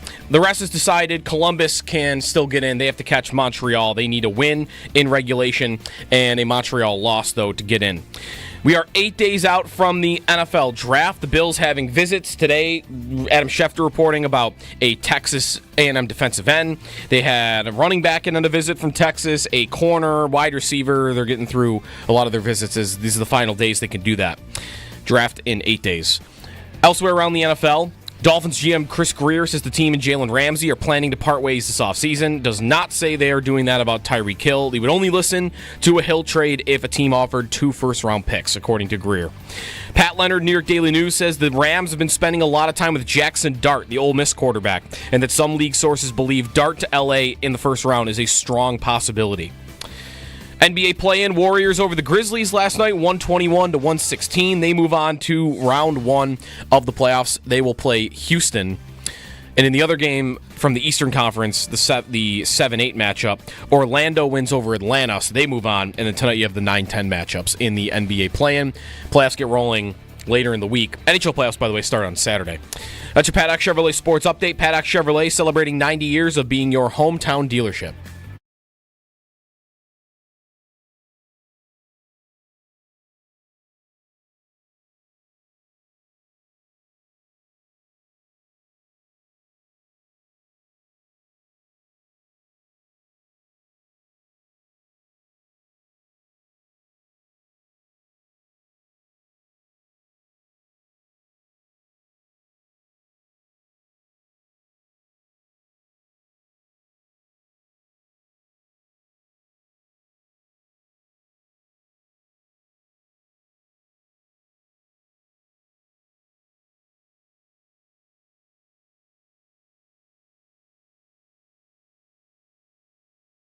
Chatter here. Colin Cowherd there on Syracuse quarterback Kyle McCord, who's, of course, also at Ohio State.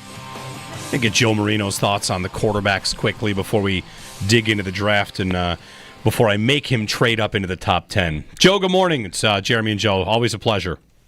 Good morning, guys. Hope you're doing well. What do you think about that take there on Kyle McCord? I watched Kyle McCord play a lot this year. I love Kyle McCord for what he did at Syracuse. But I feel like I've graduated into the NFL where if you can't move, you can't play at the position, and this guy cannot move. It is in the Bledsoe era, he'd be a first-rounder, is what I want to say. Joe, what are your feelings on McCord? Well, I need to do a little bit more work on him. I'm finalizing quarterbacks last. I've done the top guys. So I got a little bit more work to do on McCord. I would say he feels like a mid-round quarterback prospect to me. I don't know that I look at him as a NFL starter, but maybe a backup that can eventually, be a good QB2. But I recognize that, obviously an outstanding season this past year at Syracuse, but there's limitations that are pretty obvious that I think are going to make him more of a mid-round guy. Yeah. And by the way, you said you're doing quarterback last. I'm assuming part of that is because it's just not a position that we think about for the Bills. Although, should we be for like mid-round backup? Is that on your mind at all, or do you feel like they're set? I don't feel like they're set. I think they think they're set. I think the Bills really look at that quarterback depth as more about how they support Josh Allen, and not that Josh Allen needs like his handheld or a tutor or a mentor, but I think they think it's important for the makeup of that room to be guys that mesh with Josh Allen, that support Josh Allen as a starter, that are, assets to him on the sideline, during practice, in the meeting rooms. And I think a rookie quarterback kind of flies in the face of that. And I think I think they're pretty comfortable with these marginal talents that have experience that mesh well with Josh Allen filling out that room, because that's pretty much what it's been throughout his entire career. So I'm not expecting the Bills to draft a quarterback, although I do think you could certainly make a case that it's a good idea. Joe Marino of the Locked On Bills podcast and Locked On NFL Scouting. One way that the quarterback conversation could really affect the Bills in the draft, Joe, is the 30th pick, right? Like, that's a buzzy spot if you're a team in the second round that didn't get one in the first 10 picks. Cleveland could be looking to move back in. The Giants could move back in. So as we watch the quarterbacks go, do you think all the guys of significance will go in the first 10, 15 picks, whatever? Or could we be on the clock at number 30 and waiting for one of these teams to try and get up and get that quarterback contract the first year, the first round deal that includes like the fifth-year option? That's what the Ravens did for Lamar. It seems to be a sweet spot, and if the Bills are sitting there, they might be getting calls. Yeah, I think there's a number of dynamics in play here. First of all, I think the Bills should probably be thinking about entertaining that idea. If there's a quarterback on the board, and there's a team, like you mentioned, the Giants, the Browns, the Saints at pick 40 as the teams that might want to move up and get that quarterback. Like you mentioned, the fifth-year option's important, and you can obviously charge a quarterback tax whenever you make that type of a trade out, so you get some plus value on that type of a deal. I think what could be challenging is other teams in the same range probably are also interested in trading out. I think about Minnesota at 24. They have the least amount of draft capital of any team in this draft. I think about the Rams at 26. They're light on draft capital as well. So even Washington, they've given up some draft capital and some trades. So I think the Bills might have some contenders on teams that might want to move out if that's part of their plan. But on the other side of that coin is, for as possible as it is that a quarterback could be in the range of where the Bills are picking, and that could be enticing for a team to trade up and the Bills to trade out, this Saints stuff with the Derek Carr situation puts them in play for a quarterback at 9. Obviously, Pittsburgh as well at 21 is a team that screams quarterback need. And so I wonder, as typically happens in the NFL draft, do these quarterbacks get pushed up and we start to see potentially 4 off the board by pick 21, and that would obviously not be helpful if that's the direction the Bills want to do in terms of trading out. Right, especially if teams like Cleveland and the Giants are like, they want one of these guys, but they know it's not worth the second or the third pick. But the existence of New Orleans and Pittsburgh, like it's like the fear might push them into doing it early, or maybe even trading down. Like, it really is interesting because right now, Joe, like Pittsburgh for me, especially with this, I mean, the Rodgers thing is still out there, but there's been quarterback smoke with them, and the idea that there wouldn't be a quarterback pick somewhere in the middle of the first round just kind of seems like that is less likely to happen at this point. Well, I mean, even if the Steelers do sign Aaron Rodgers, I'm not sure that changes anything with their intent of drafting a quarterback early. If they love Milroe out of Alabama, or they like Jackson Dart, or there is a Shedeur Sanders slide, I can see the Sanders family appreciating Mike Tomlin as a head coach and being a good fit there, and I think that's probably something that they're particular about. So I think there's a number of different possibilities for Pittsburgh. It's just a matter of, who do they like, and do they want to use that premium investment to secure a potential long-term answer at quarterback to succeed Aaron Rodgers, or do they use that pick to load up and try to maximize whatever chances they could win in 2025 with Aaron Rodgers?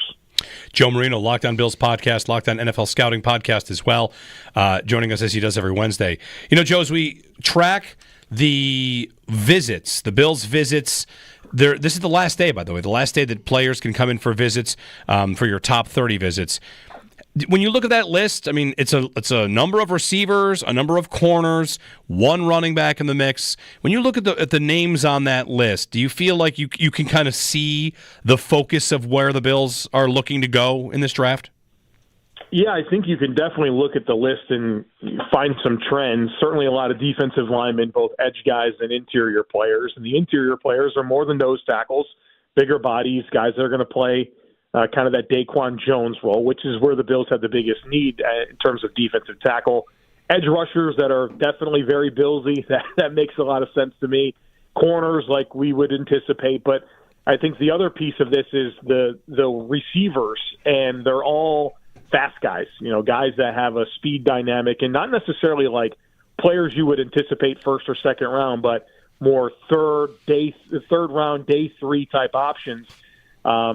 Guys that give a speed element to the offense, but also, kind of have some appeal to do the special teams type roles and provide depth and maybe some blocking upside as well. So it looks like they're trying to filter through those options to figure out which of those vertical guys they mesh with the best to kind of fill out maybe that wide receiver 5 role. But I'm expecting a defense-heavy draft.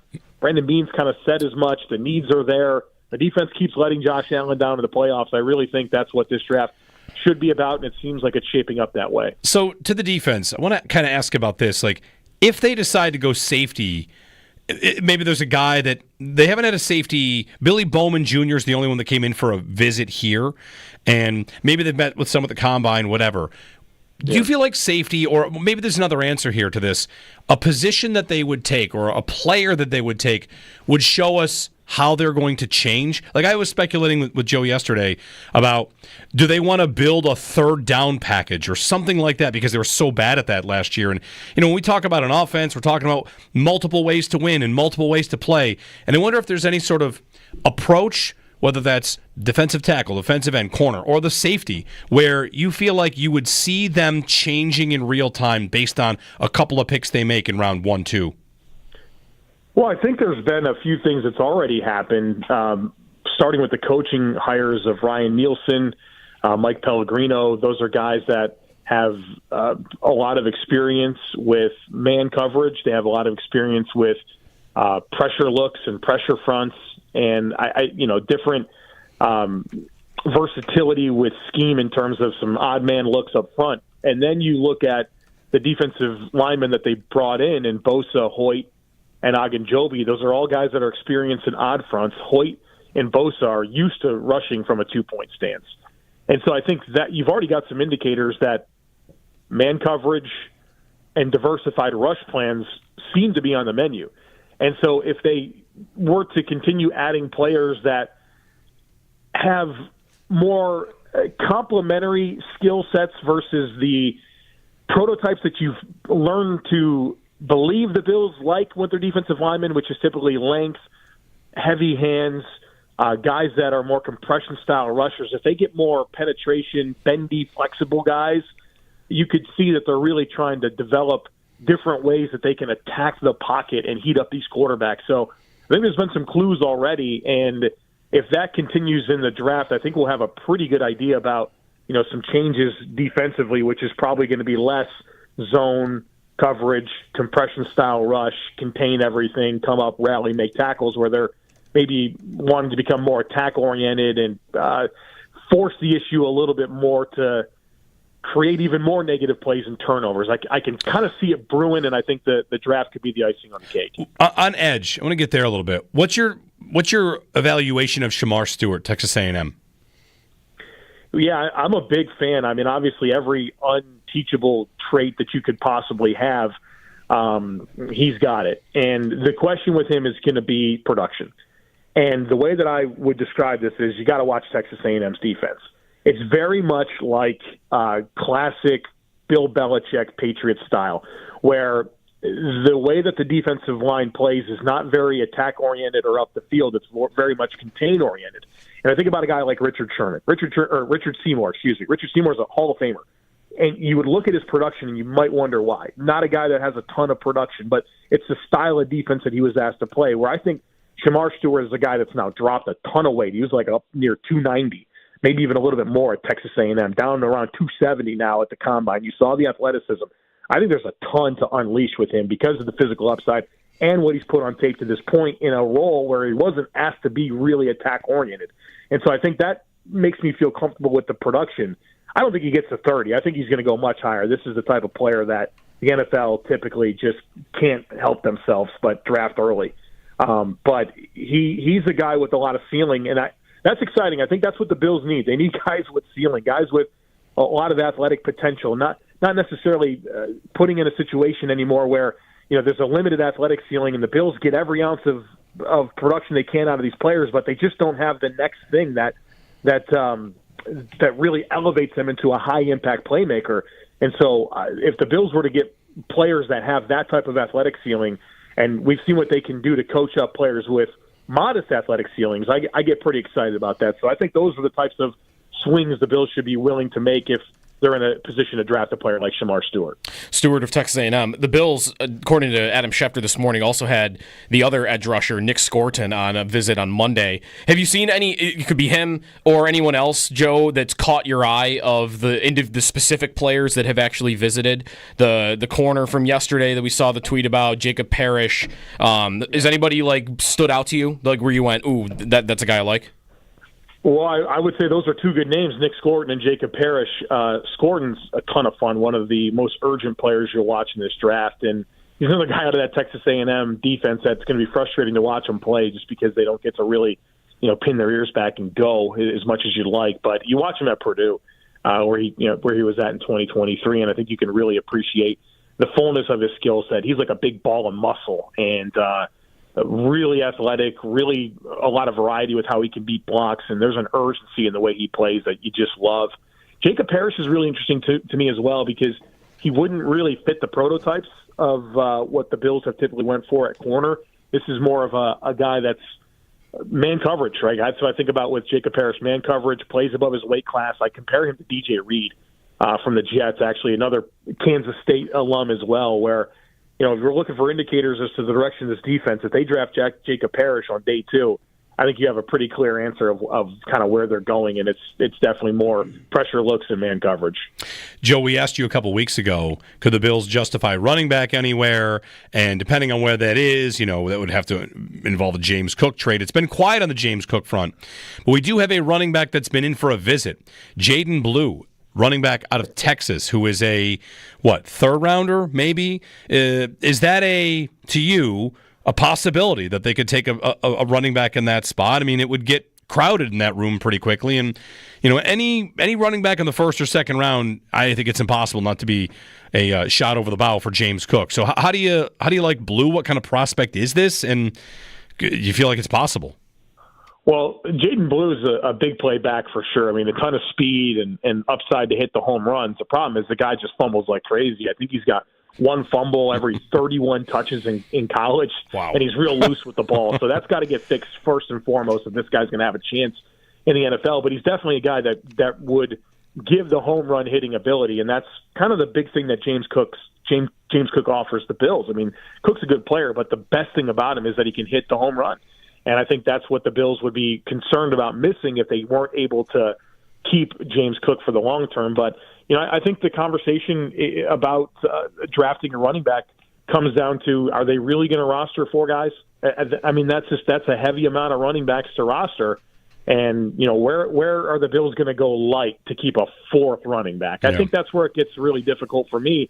So any investment in a running back that you feel like is going to be rostered, to me, there needs to be a corresponding move, which would be a James Cook trade. And I kind of feel like the Bills are going to want James Cook to just play out this season and then reassess after the year. And that could just mean he walks. But, it's the best path with James Cook to get what you can out of him this year. And we'll see. That kind of feels like the right thing to me. But if the team's offering a day 2 pick and you can basically swap James Cook for a day 2 pick and reset the money and, not be in that position where you're staring at a big, contract for a running back, that seems pretty appealing. But then I'd say, why wouldn't the team that's trading for James Cook just do the exact same thing and not position themselves to have to pay the running back? So I think it's pretty complicated, but the bottom line is I don't see the Bills rostering 4 running backs. Speaking of trades, saw yesterday the Panthers, who have the 8th pick, are open to the idea of trading. So want to have a little fun with you here, Joe. I'm going to make you trade to number 8 overall. The Bills give up their future first and whatever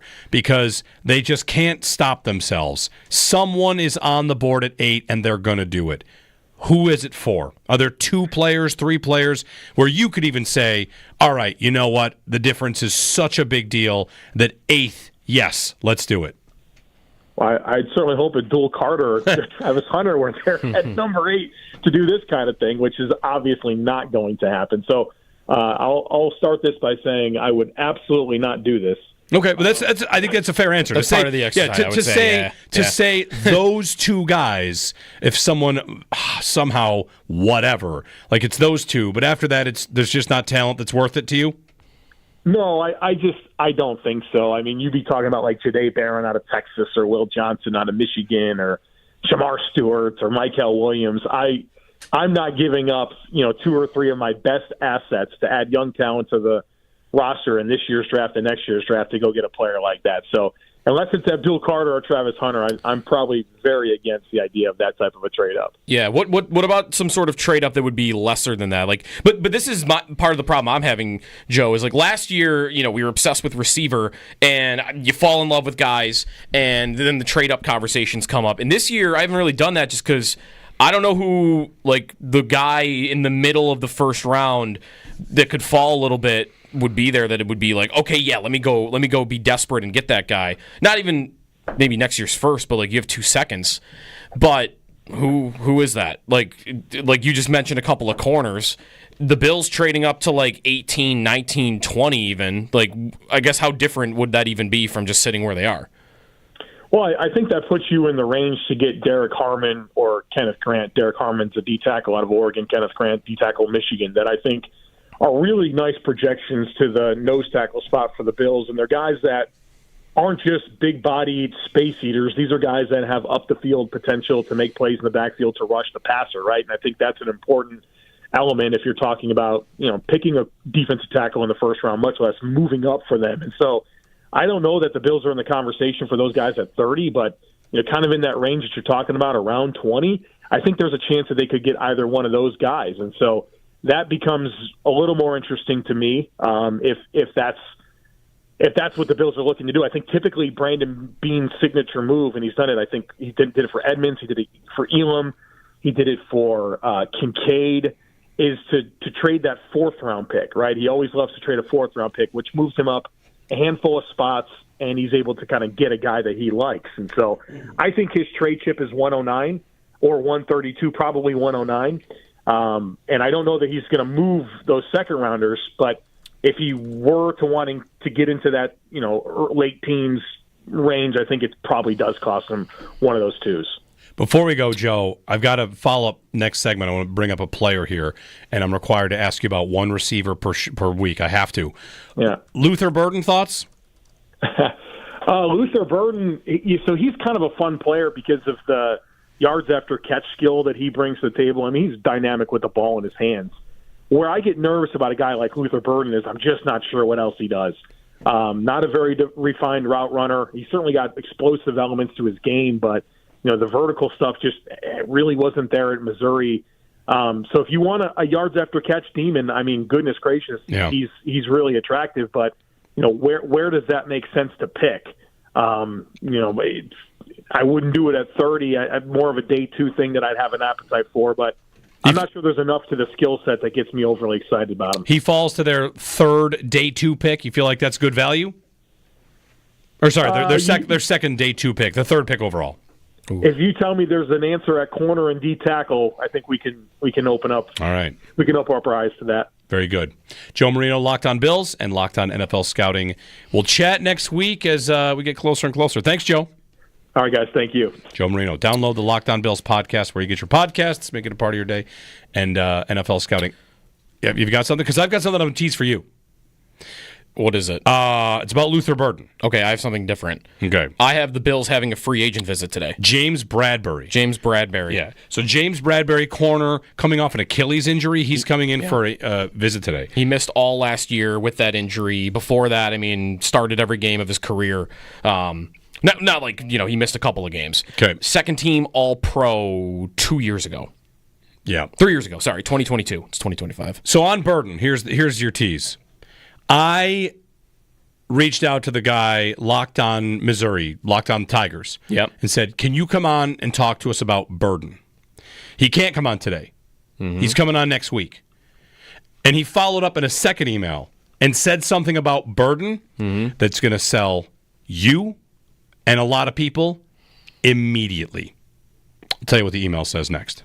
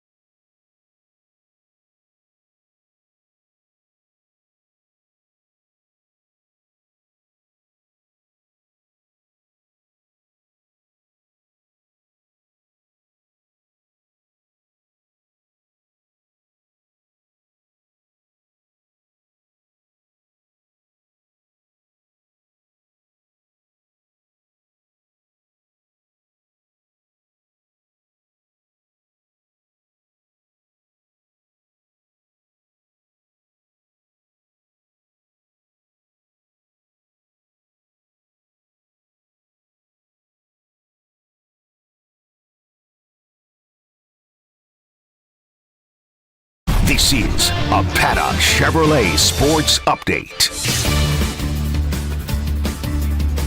Sabres fall last night, 4-0 to Toronto. It's their second to last game of the year. They play Philly tomorrow to wrap things up. The Leafs, with the win last night, clinched the Atlantic Division, which means they'll play Ottawa in the first round of the postseason, which gets rolling this weekend. That also sets up for Florida, Tampa Bay in round one. Montreal still needs a point to clinch. They play tonight against Carolina. If they lose in regulation and Columbus wins in regulation tomorrow, it'll be the Blue Jackets that squeak into the playoffs. We are 8 days out from the NFL draft.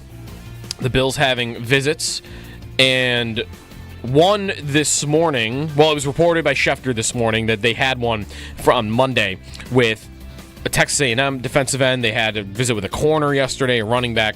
Also, Jeremy Fowler, ESPN, reporting the Bills will have a free agent visit with James Bradbury, cornerback formerly of the Philadelphia Eagles, 31 years old. He missed all of last year with an injury and had that controversial play holding penalty in the Super Bowl a couple years ago against the Chiefs. NBA play-in last night. The Warriors win over the Grizzlies as the 7 seed, so they will go on to play Houston in the first round of the NBA playoffs, which also get rolling officially later in the week. That's your Paddock Chevrolet Sports Update. Paddock Chevrolet, celebrating 90 years of being your hometown dealership.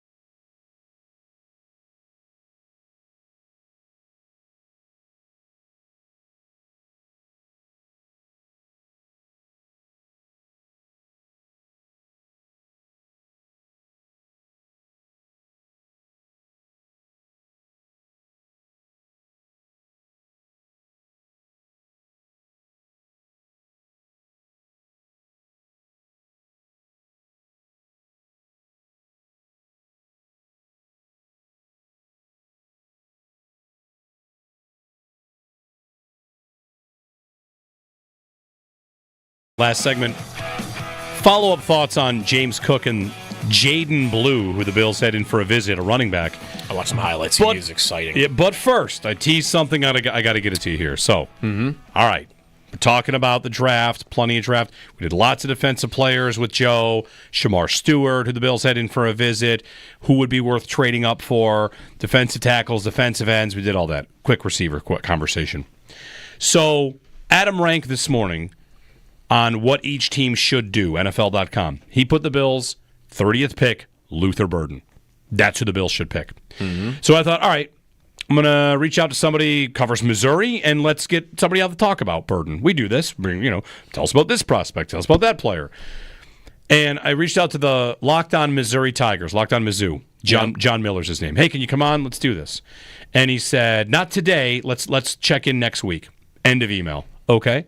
I think I'll just email him next week, and we'll get to that conversation. A few minutes later, he emails me again.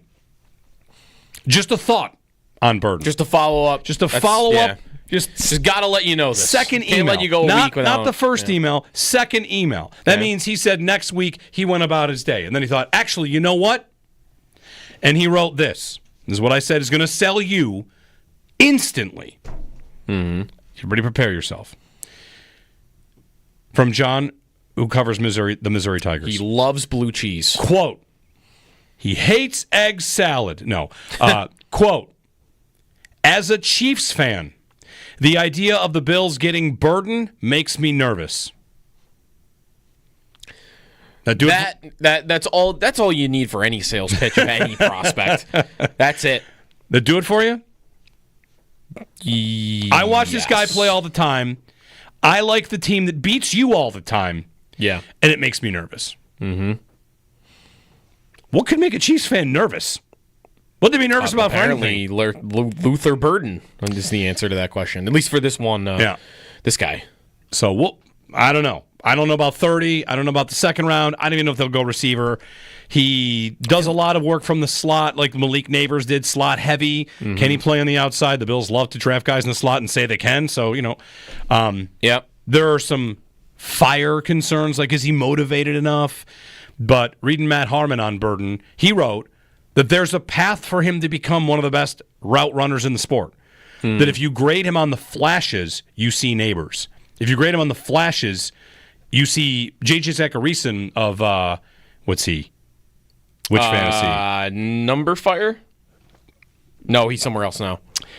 Fantasy guy, though. Yes. Yeah. His comp is Ayuk. Mm-hmm. And Harmon says there's a path for him to become an elite route runner, an elite separator. And what do we know he does well? Joe just said, yak monster. This offense is a yak monster. We'd love a yak monster, another one or two. Yeah. They love their yak guys. So I don't know. I don't know if he's what they've been talking about with, straight down speed, stretch the field speed. Yeah. You'd have to tell me he's going to be capable of playing on the outside to some extent. Sure. Maybe he doesn't have to play the X and be right up on the line and press man, but can he play the Z? Can he be a little bit off and get away from corners off the line of scrimmage playing on the outside? He pegs him as a flanker style. Okay. And it says Ayuk was labeled as a gadget guy, yak guy, who refined his game and became the best separator in the sport. So again, if you can give me that. That was my last 20 minutes digging in on Luther Burden. Yeah. So it's exciting. Good luck talking me out of it. No, it's we'll see. 803-0550. I think you'd probably have to do that at 30, by the way. I don't think he'll last. The other thing about it is to the end of the second round. Right, if the Bills don't take him, I'm going to go ahead and move him up my boards in all my dynasty rookie leagues. You'll get your share of them anyway. I'll get my burdens. Yeah, last year 571 snaps, 462 were in the slot. Yeah, that's not something the Bills are really looking for. Yeah, I'm going to need. Year before that, 700. Yeah, he plays in the slot every year. But that's deployment. That doesn't have to be how he's used. Right. Again, Neighbors was super slot heavy at LSU. Right, that's right. And I also saw, there's another guy I follow on Twitter, NFL guy, who said he's this year's Brian Thomas Jr. Brian Thomas Jr. had a limited route tree. They're not physically the same, but sometimes in college, the limited route tree fools people into thinking, oh, he can't do anything else. And it was just that the team didn't either ask him to do that for whatever reason, or they needed something else. That's a little bit about, as we talked with Joe Marino there, about Shamar Stewart. He's this crazy physical guy. He doesn't produce. Well, look at their defense. Here's why. Joe gave a pretty reasoned explanation as to why that's the case. So anyway, also, I want to do a follow-up on running back. Yesterday, we got into a good little debate about smokescreen season and would the Bills bring a player in to convince another team they're interested so that team would trade ahead of them to take a guy? Yeah, about Worthy. And we went rabbit hole on that, and I kind of don't believe that. That you would waste a visit on a player just for theatrics to convince another team.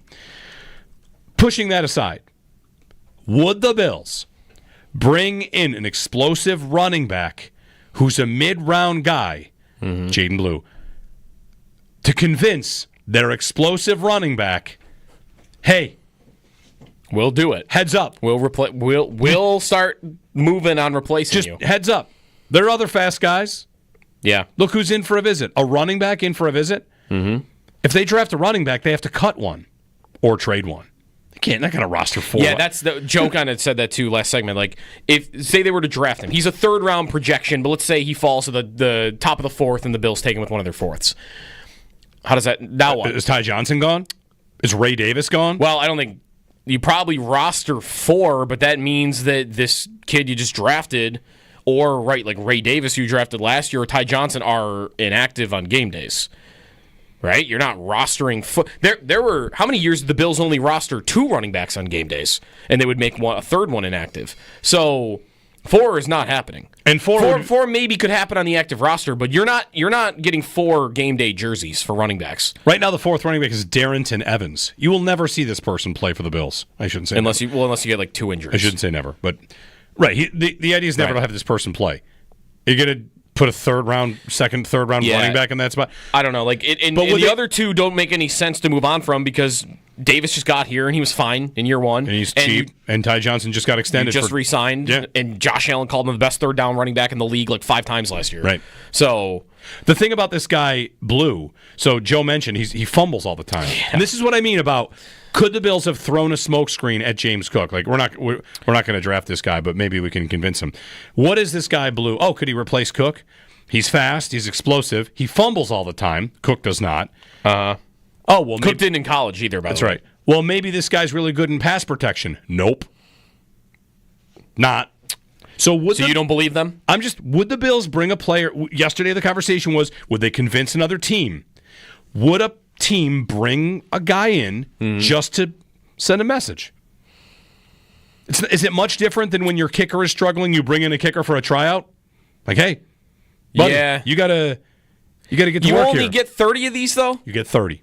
And to use one, I don't know. With the idea of that is as in the weeds on backroom communication as telling Worthy that you're going to be the pick, even though you have no intention. You just want to trick other teams. I think it's far more likely you do it for the James Cook scenario than it is to try and get a team to trade in front of you scenario. But James Cook and his team could just go the same thing as another team. They're just doing it to toy with you. That's right. And then you wasted a top 30 visit.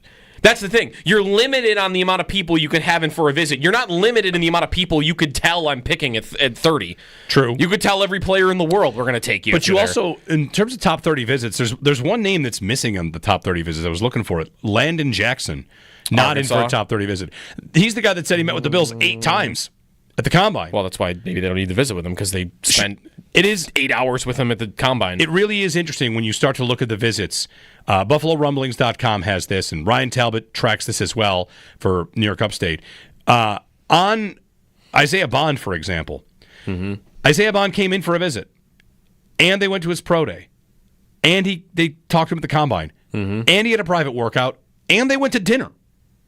Yeah. All that with Bond. Well, clearly they just want the Chiefs to think they like Bond, so the Chiefs will trade up and draft him. Maybe. That's what it's all for. It's just kind of funny. Like you see some players that they meet 8 times at the Combine and they come in for a visit. And then there's a player that they don't meet at the Combine and they don't come in for a visit. And on we go. I mentioned this story. I was reading Moneyball last month that Billy Beane, there was a guy he wanted in the first round. He purposely never went to go see him because he didn't want the rest of the league to think that he wanted him. Yeah. Actually, I think it was Nick Swisher. Maybe. So I don't know. Playing the draft mind game is just it depends. How we've seen Bean now for 6 years. Do we feel like we've picked up on any tendencies for him on this? This is kind of what I was getting at yesterday. We all think that whatever happens, it's like, oh well, there it is. There's the masterpiece. And really what you're doing, the board plays you at the draft. Right. You show up and see what happens. Like, all right, we'll take this guy and this guy, and you're just trying to get information on these guys the best you can. Yep. They did meet with 3 running backs at the Combine. Okay. It was Jaden Blue, Trevor Etienne, and Jordan James of Oregon. All those guys I think are mid-round, 3rd, 4th, 5th, maybe. I want Blue. The other thing about the fumbling is not foreign to them, but it was last year, right? Last year they were not turning the ball over at all. It was super key to their success. Don't forget though that Devin Singletary was the most fumble-prone running back in the league for 4 years, and they played the hell out of him. They never benched him. So I'm not saying they don't respect it. I'm just saying in the past they've had a back that was fumble-prone and they were good with it. 8030550. Also happening, you may have seen the story that the county is getting out of the lease at KeyBank Center, and the city doesn't have the money. WBEN talking with Sabres COO Pete Gwelly just moments ago, a quote here from him. If anybody's uncomfortable at all, I can assure them the Buffalo Sabres are not going anywhere, end quote. So the future of KeyBank Center is very much to be determined how that goes. Renovations, who pays, who owns it. Lease is up this fall. Yes, but there's no indication that there's any reason to be stressed about that if anybody has been.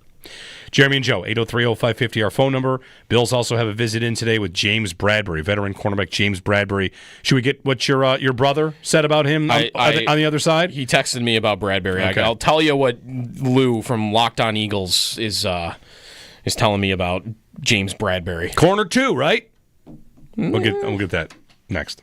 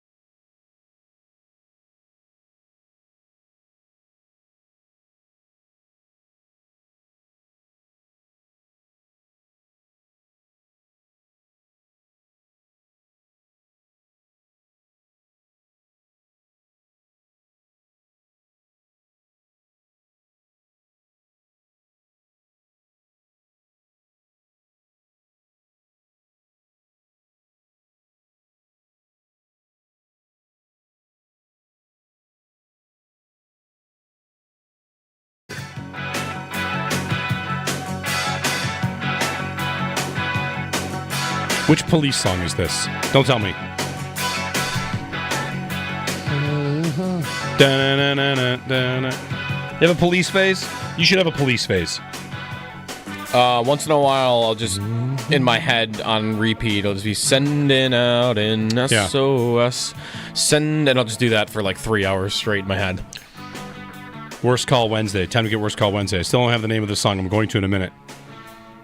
You have a worst call for Worst Call Wednesday?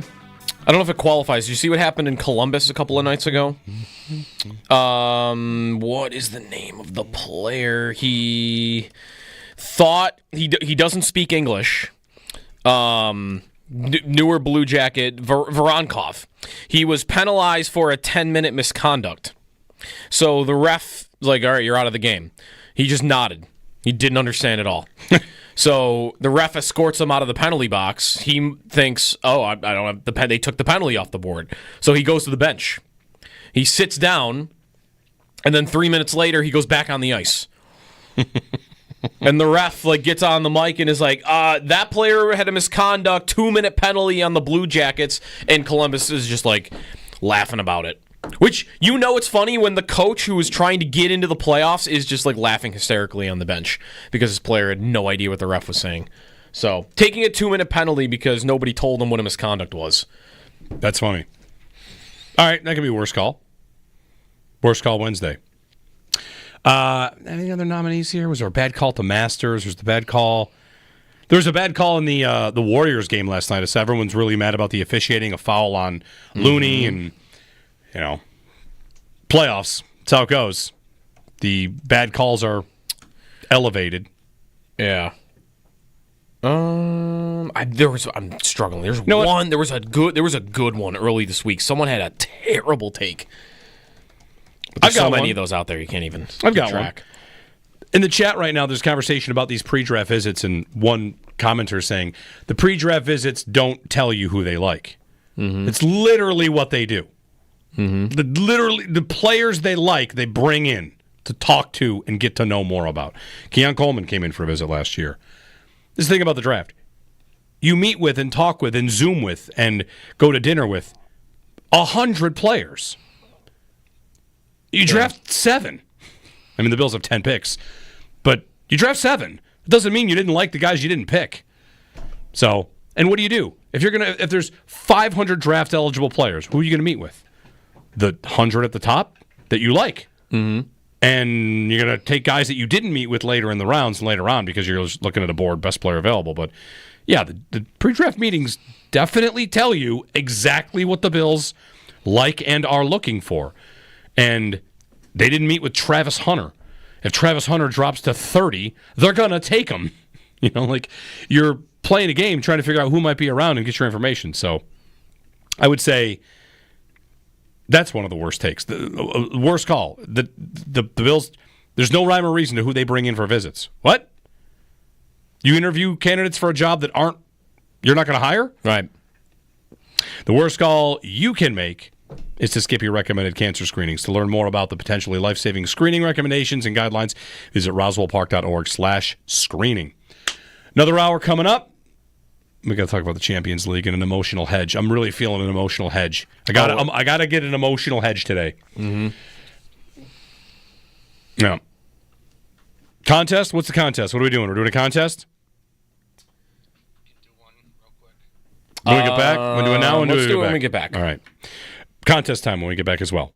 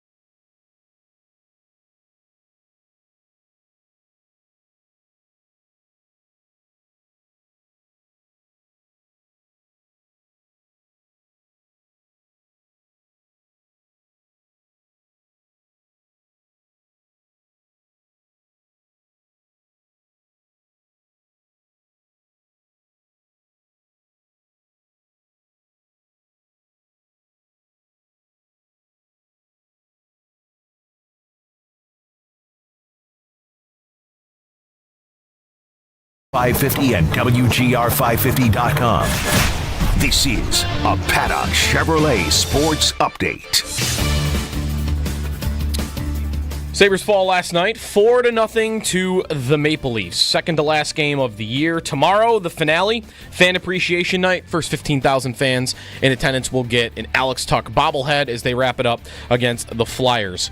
The Leafs, with that win last night, win the Atlantic Division.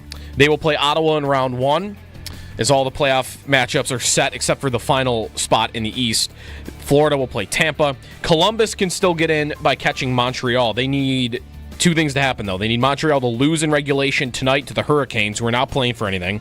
And then they need to beat the Islanders tomorrow, also in regulation. To football. We are 8 days away from the NFL draft. Round 1 of the NFL draft. The Bills continuing to have visits. Yesterday was reported Texas running back Jaden Blue, Kansas State corner Jacob Parrish, who are both projected day 2 guys. And then Ole Miss wide receiver Jordan Watkins, who ran a 4.37 at the Combine. He is thought of more as a day 3 guy. Elsewhere around the league, Pat Leonard, New York Daily News, is reporting about the Rams, that they have spent a lot of time with Ole Miss quarterback Jackson Dart, and that some league sources believe Dart to LA is a very strong possibility. Last night in the NBA play-in tournament, Orlando over Atlanta, Golden State over Memphis. So Orlando and the Warriors are on to the first round of the NBA playoffs. Golden State will play Houston. That's your Paddock Chevrolet Sports Update. Paddock Chevrolet celebrating 90 years of being your hometown dealership.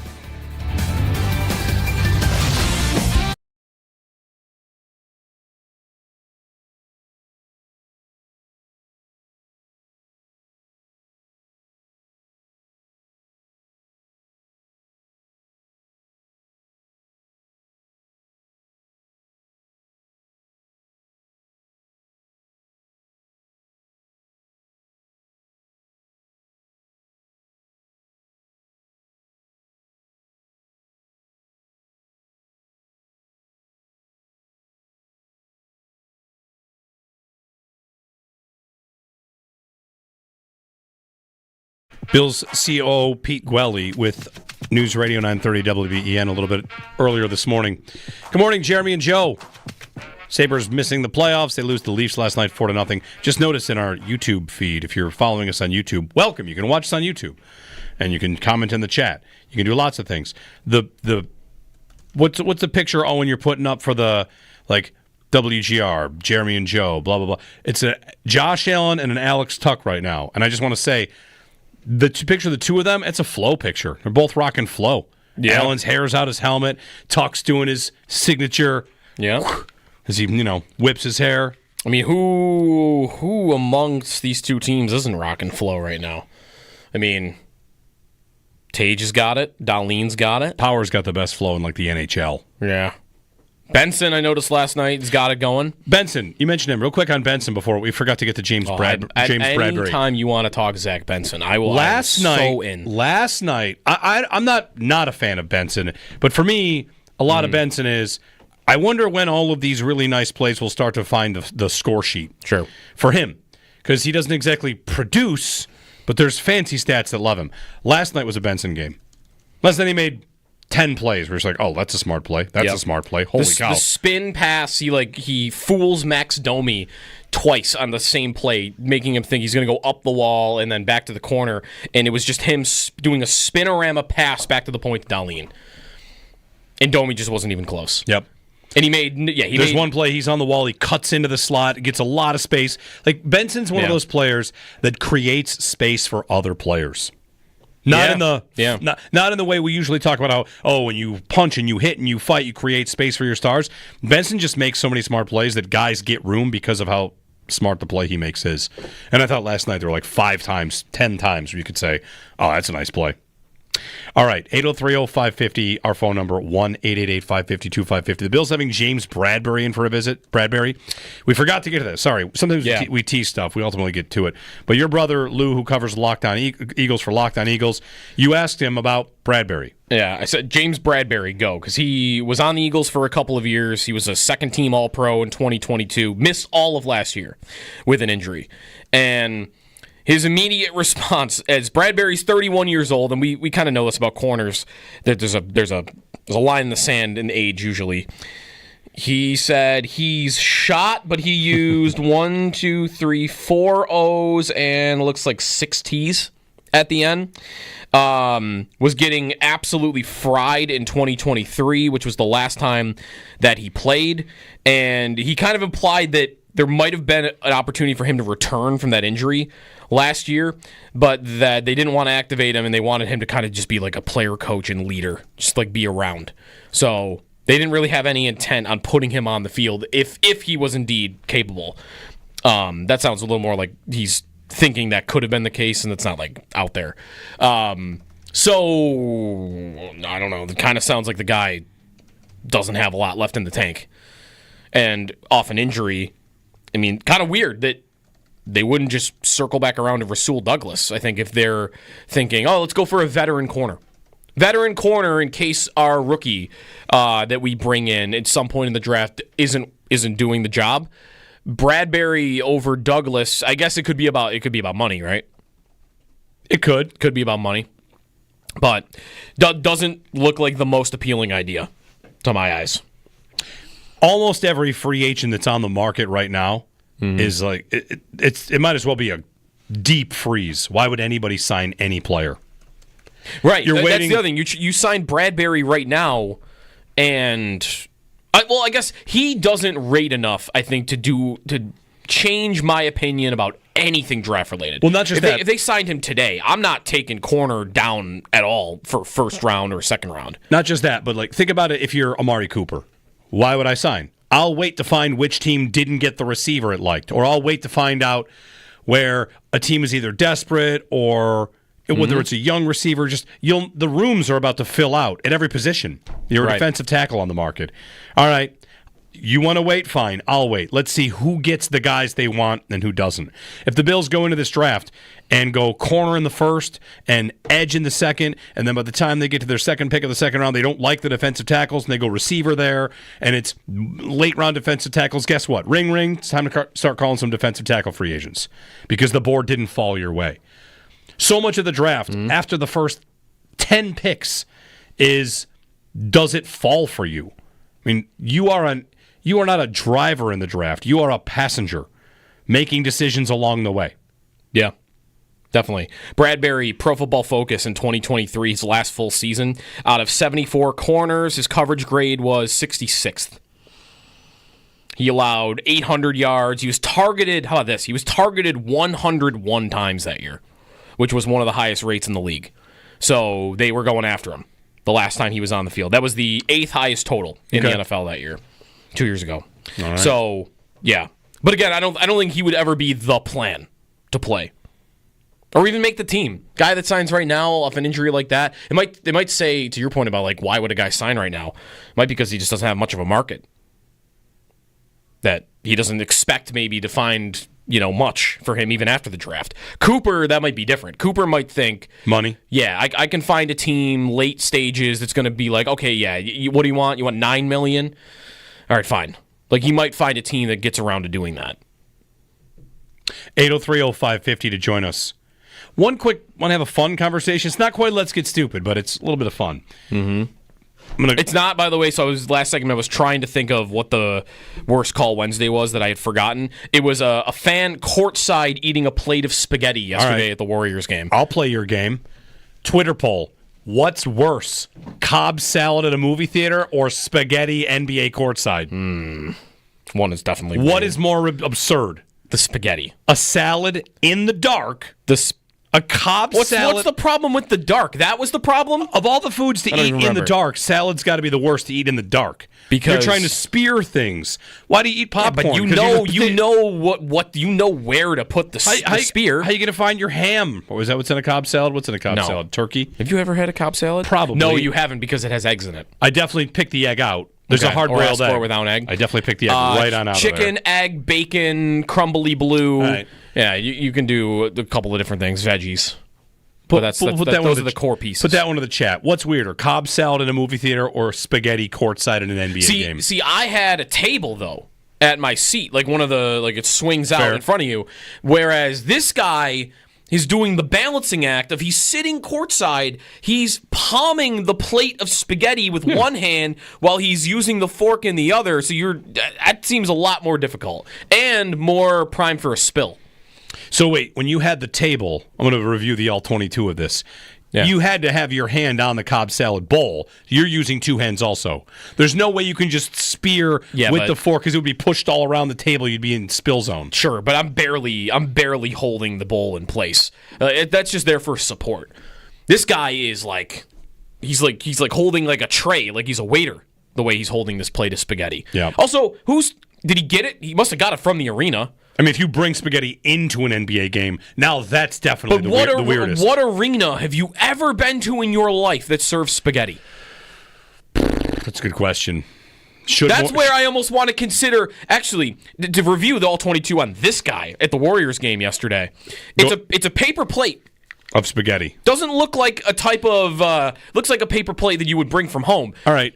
Again, I'm wondering if it is possible, he brought this from home because I bet you there's no arena you can find that is serving a plate of spaghetti at a basketball game. The Warriors play in what arena?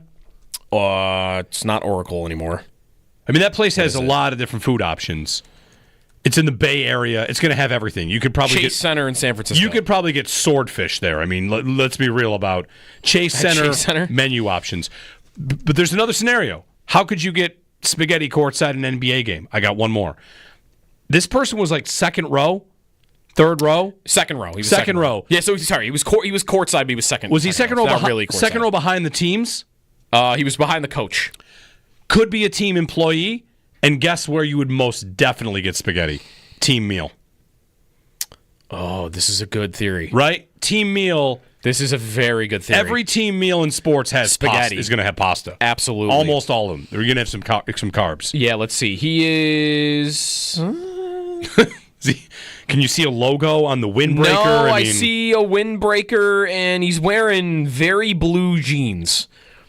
Which very blue jeans. NBA team employee. I'm thinking sweats, or I'm thinking like a little bit more. Yeah, I mean it's a good theory though, that this guy works for the team, and that's how you find your way to getting spaghetti, rather than the Chase Center. Like you go, it's like let's see what they got. They got hot dogs, they got hamburgers, they got chicken. Spaghetti. I'll take that. I'll have a plate of spaghetti, please. A few in the chat That'll say be $27. There's a claim in the chat that literally every arena sells some sort of spaghetti, which is a flat lie. That is not correct. Go to the Sabre game tomorrow. You cannot. This person should go to the Sabre game tomorrow and send us a picture at the arena with spaghetti that he acquired at the arena. Bet you can't do it. Unless they bring it in for dog of the day or something. Go. Tomorrow, we're officially announcing the Spaghetti Challenge.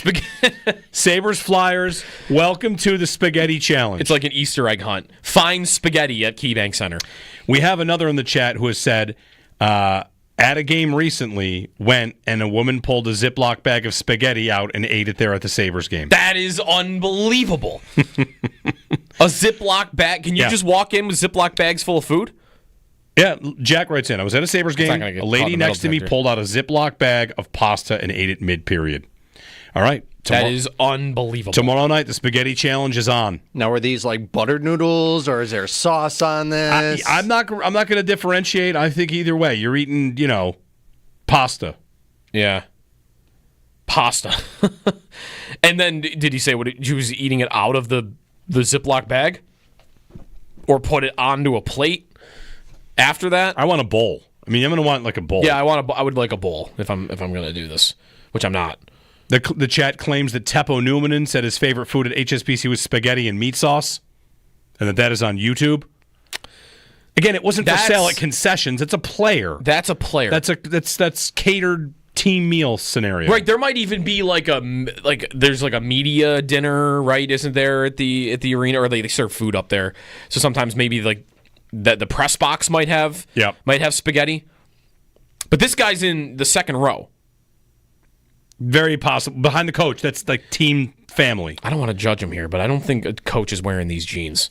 I gotta be honest. Because they're very blue? They're so blue. How, what color blue? Like fluorescent? No, it's just... What's very blue? Blue's got a lot of shades. There's jeans now, you get the darker blues, you get the not the lighter blues, like the faded blue look. Sure. Almost a little bit. This is like Electric your blue? old school, classic, dad jeans type of look.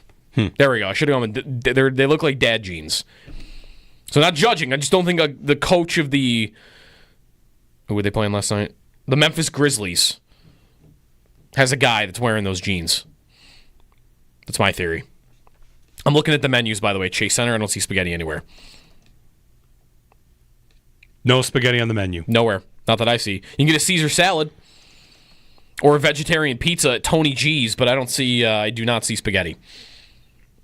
Back to the Cobb salad in a movie theater. Paul writes in, you've never been to a movie theater that offers food service, and it shows. I've eaten full meals in movie theaters. Let's have a conversation about full meals. What is in movie theaters? Does Cobb salad count as a full meal? Is he talking like a 5-course you dinner? mean a full meal? Yeah. Oh, you got just shrimp and pasta and bread on the side, and there's a plate of broccoli.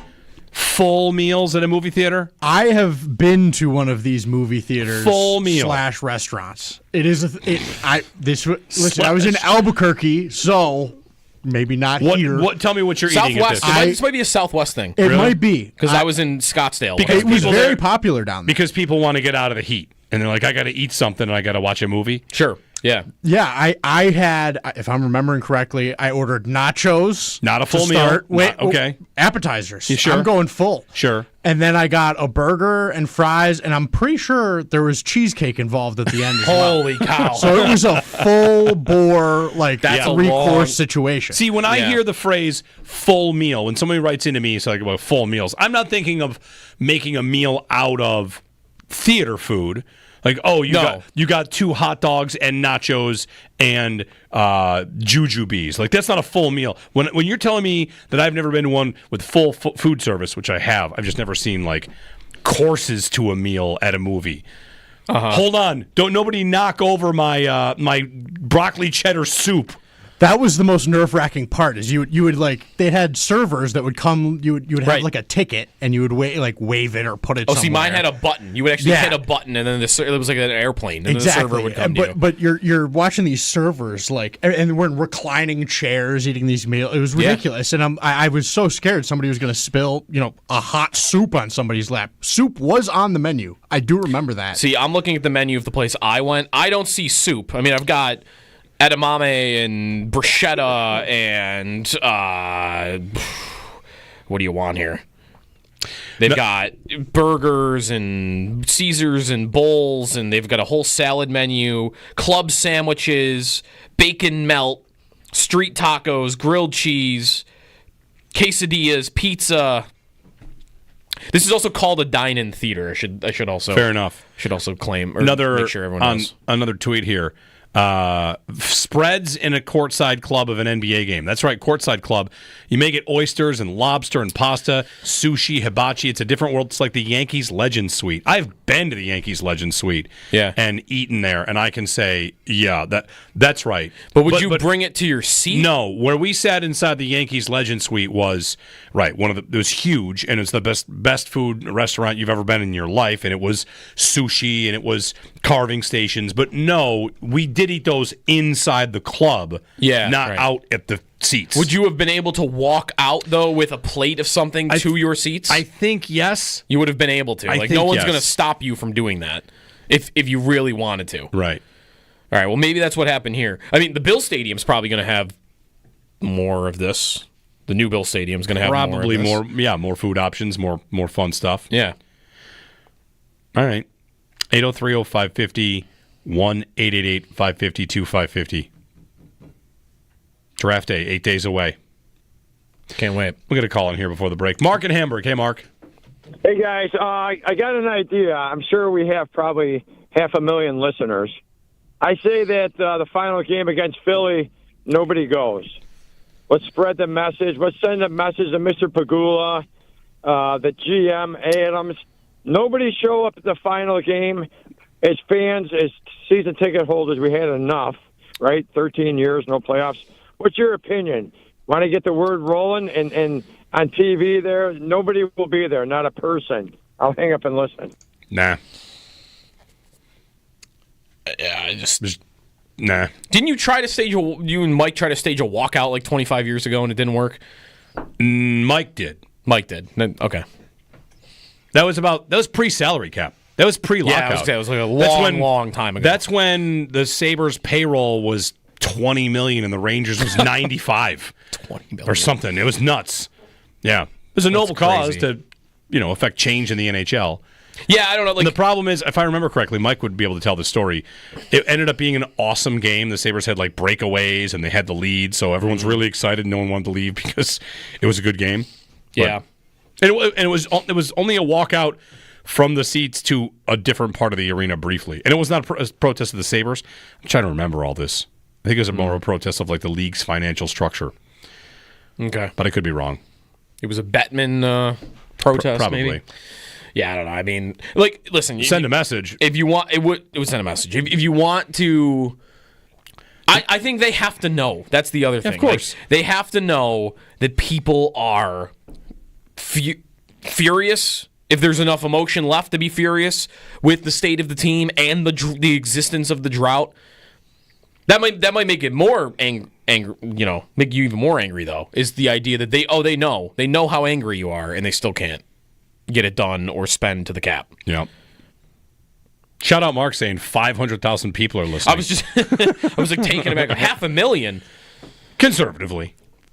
I mean, you don't need 500,000 to stage a walkout. Technically, you only need 19,000.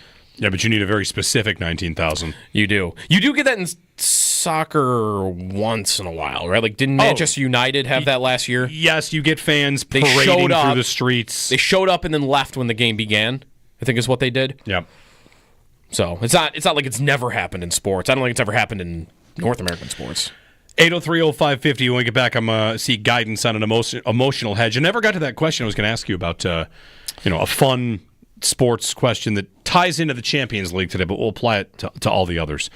Jeremy and Joe on WGR.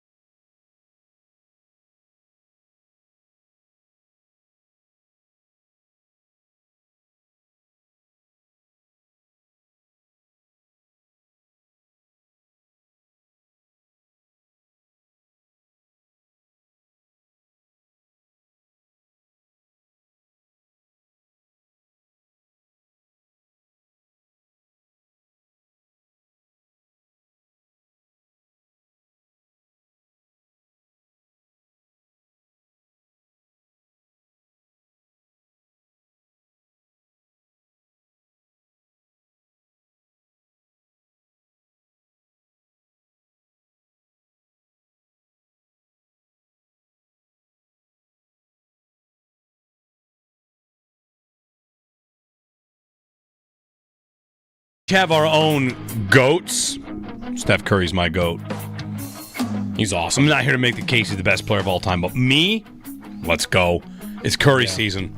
I'm going to be locked in. Sunday night, 9:30, game 1 against the Rockets, right? Yeah. It's a long break, but whatever. Curry season. Rain, fire. Bring it. NBA play-in tournament continues to get the final spots. Those 9:30 tip-offs, though. That's a little tough. Saturday the 26th, what is that? That's day 3 of the draft. 8:30 p.m., though. That's a Saturday night against the Rockets in Golden State. Like it. That's your game. That's your game to watch the whole thing. Like that. 803-0550, of course, the NHL playoffs start. We get to a lot of playoff action going on. David in New York, before I bring up my Champions League aggregate scoring question for everybody here. David, good morning. Good morning, guys. How you doing? Good. So I had a question for you. I was thinking about this. I think there's no good hockey reason why Kevin Adams should be back after 5 years. But in practicality, it is the Sabres. So I'm just curious. What are you guys hearing? What do you think the chances are that Adams is going to be back next season? I think he's definitely back. I, of course, think it's not. I don't know. Like I'd go 95.5. I'm even 5% for the idea that you just don't get very clear warning shots when a GM's about to be fired. That's true. The other thing I say, the 5% is also what you and I have kind of like wildly speculated about. Like, does Ryan Miller want the job? Right. If Ryan Miller wants the job, then maybe. But right. I don't know. And I would agree that there's really no reason he should still have it. But the fact that he's gonna come back for another run doesn't mean that they can't make the playoffs. You know, they could most certainly improve. Yeah. It's been 3-4 years in a row of okay, now it's time. Okay, now it's time. Granato's final season was supposed to be a okay, now it's time, and they went backwards. And then Lindy, okay, now it's time, and they went backwards. Mm-hmm. And we'll do it again. It's a third straight year of hey, get this thing over the finish line and not coming close. Yeah. So next year we'll see. It's just tougher to predict because the circumstances are different. Because I want to leave it open because surprise when Botterill got fired, surprise when Murray got fired, surprise when Regier got fired. They have not made a GM change though since they talked about being more efficient. Economic, and we always get stuck on economic because economic's always the one efficient, economic, and effective. And effective. Since that was uttered, they've not made a GM change. So that's like you mentioned Miller. Even that, like, okay, I wouldn't be stunned. But does that mean he should get the job? I mean, is there any bar for who would run their organization? That's the thing, is like, when they hired Kevin Adams, what did the hockey world say? They went, really? Yeah. The guy that's never worked in a hockey department, other than being an assistant coach, is going to now run the hockey department? All the hockey, not just media, but like inside sources, whatever, all were like with that reaction. So that was the last time they made a hire. I guess maybe that should mean wouldn't be surprised that if Pegula decided, okay, I do want to make a change, that they would hire a guy that would only be hired because he used to play for you. And because you do probably think he's a smart guy. But he has worked as a goalie scout for a year in San Jose. What would the reaction be if they did that? Wouldn't everyone in the league go, they hired a guy with no resume again to run the whole hockey department? Well, to that point, though, a lot of the resume for some of these GMs is they go in as an assistant for 2 years and then they have the job. That's how many former players get these jobs. Like, that's what Briere and Drury did. Would the Sabres add Ryan Miller to their front office this year? They could. If they did, would we not all be saying he's the GM in waiting? Yes. We'd 100% be saying that. Yes. Which I think was said about Drury, too, for years. Like, he was the Rangers' assistant GM for like 5 years. And the whole time it was, well, that job's waiting for him. He's eventually going to get it. Briere maybe a little bit of the same thing. But again, these guys, it depends. How valuable do you think that experience actually is? The experience of Drury being an assistant GM for 5 years, or Briere, I think he ran an ECHL team for 2 years before he got promoted to the NHL level. Like, how valuable do we actually think that is? Because Miller's not done anything like that at all. But he also might be good at it, and you might also say there's a good point about hiring someone that's never. I don't know. Thanks, it's David. just so opposite for what they've not hired a GM with GM experience since the 80s. I mean, it's insane. Yeah. And we're talking about a guy now, and like that's the most realistic idea I've heard, or like that I often think about, is a guy that's just not worked in a front office ever. Thanks, David. 803-0550. All right, so later today, Champions League, Arsenal plays Real Madrid. They are up 3:00. They are up 3-0. It's aggregate scoring. If Madrid outscores them by 3, they go to penalty kicks. They go to extra time. They go to extra time and then kicks. It used to be road goals was the tiebreaker, and that was the perfect format. And I'm sad that they got rid of that. Mm-hmm. But here's a fun question for you: which sport would aggregate scoring be the best in, and where would it be stupid? Would it be stupid in football? 2 games aggregate. Would that be stupid, or would it be interesting? Because it strikes me in football it would be kind of dumb. You're protecting a 17-point lead heading into game 2. It's not the same. Hockey and soccer, to me, you can score on the counterattack. Hockey and soccer, you can really get exposed for playing too aggressively in the offensive zone. Sure. In football, that just means you didn't pass it enough. Well, you could run the clock, but it's to me it's a little bit more. It's a little weaker to make the case that you would never play a full game of just absorbing them, punt for field position, absorb them, punt for. You get your opportunities to score.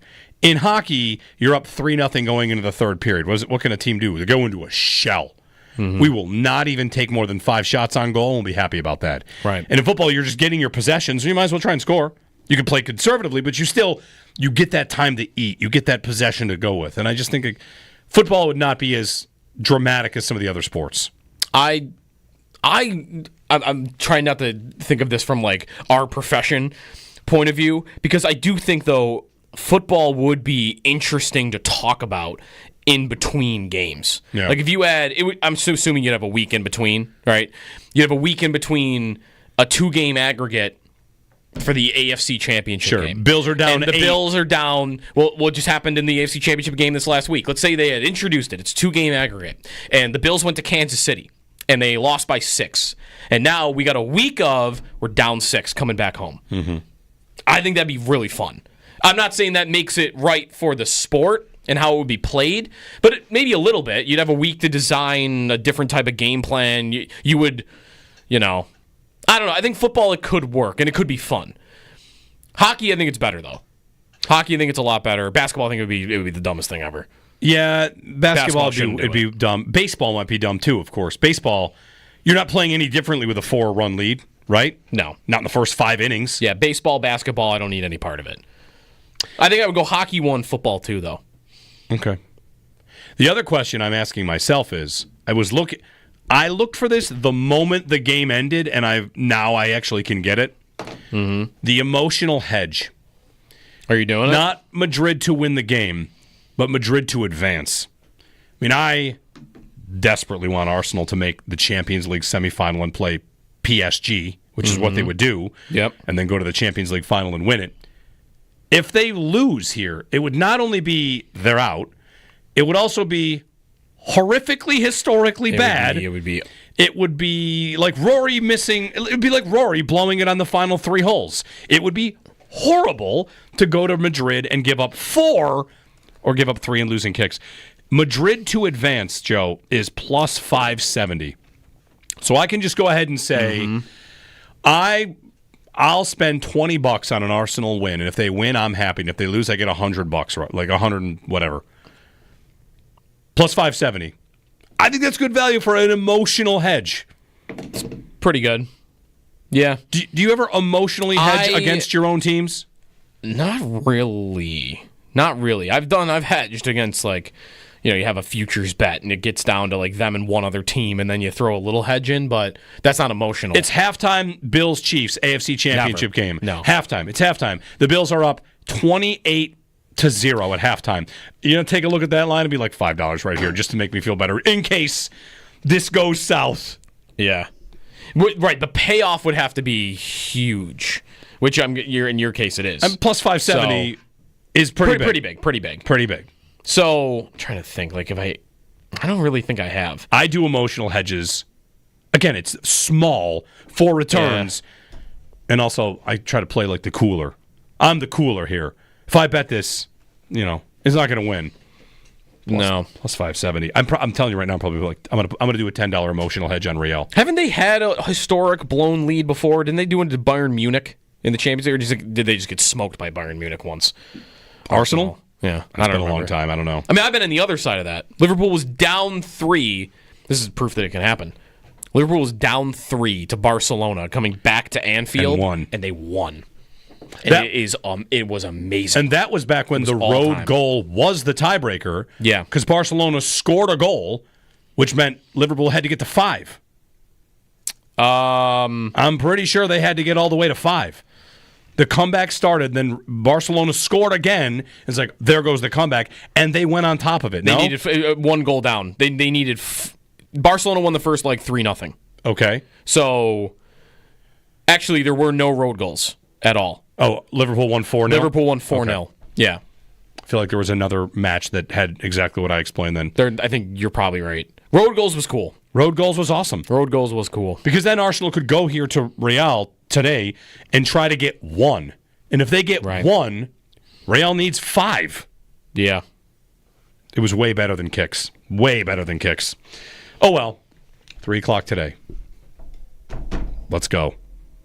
I mean, my team's emotional hedge also, though, is you're nervous. Yes, of course I'm nervous. I don't think they're up 3-0. Emotional hedge if you thought this is in the They're bag. up 3-0 against the dark artists of Real. Mm-hmm. Going to the Bernabeu. It's fun saying all these things, Yeah, I'm nervous. Yeah. Maybe my team's on the doorstep of the AFC Championship game.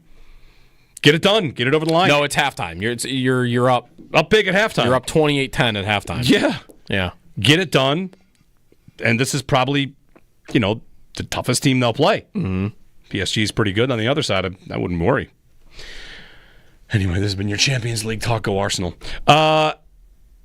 When we come back, there's a Time 100 list, the 100 most influential people in the world, and there's one NFL player in it. I don't think you'll get it on the first 3 guesses. All right. I'll do my best. That's next.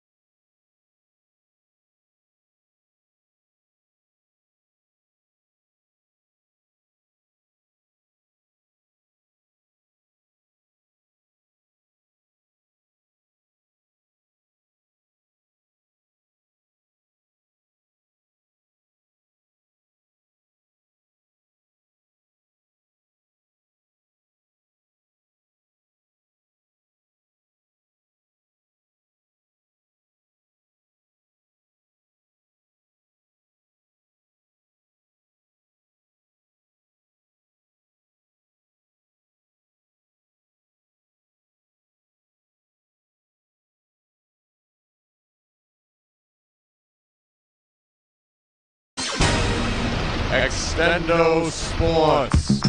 Be caller 5 to win a pair of tickets to the Ultimate Draft Night Party hosted by me and Jeremy on Thursday, April 24th, 7 p.m. at Resurgence Brewing. Tickets include preferred seating at the party, include pizza, all-you-can-drink beer, well drinks too. You must be 21 or over to win.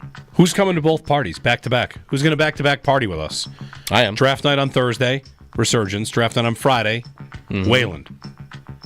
Let's do it. We should have some sort of... Doubleheader. Yeah, it's a doubleheader. Yeah. The true psychos.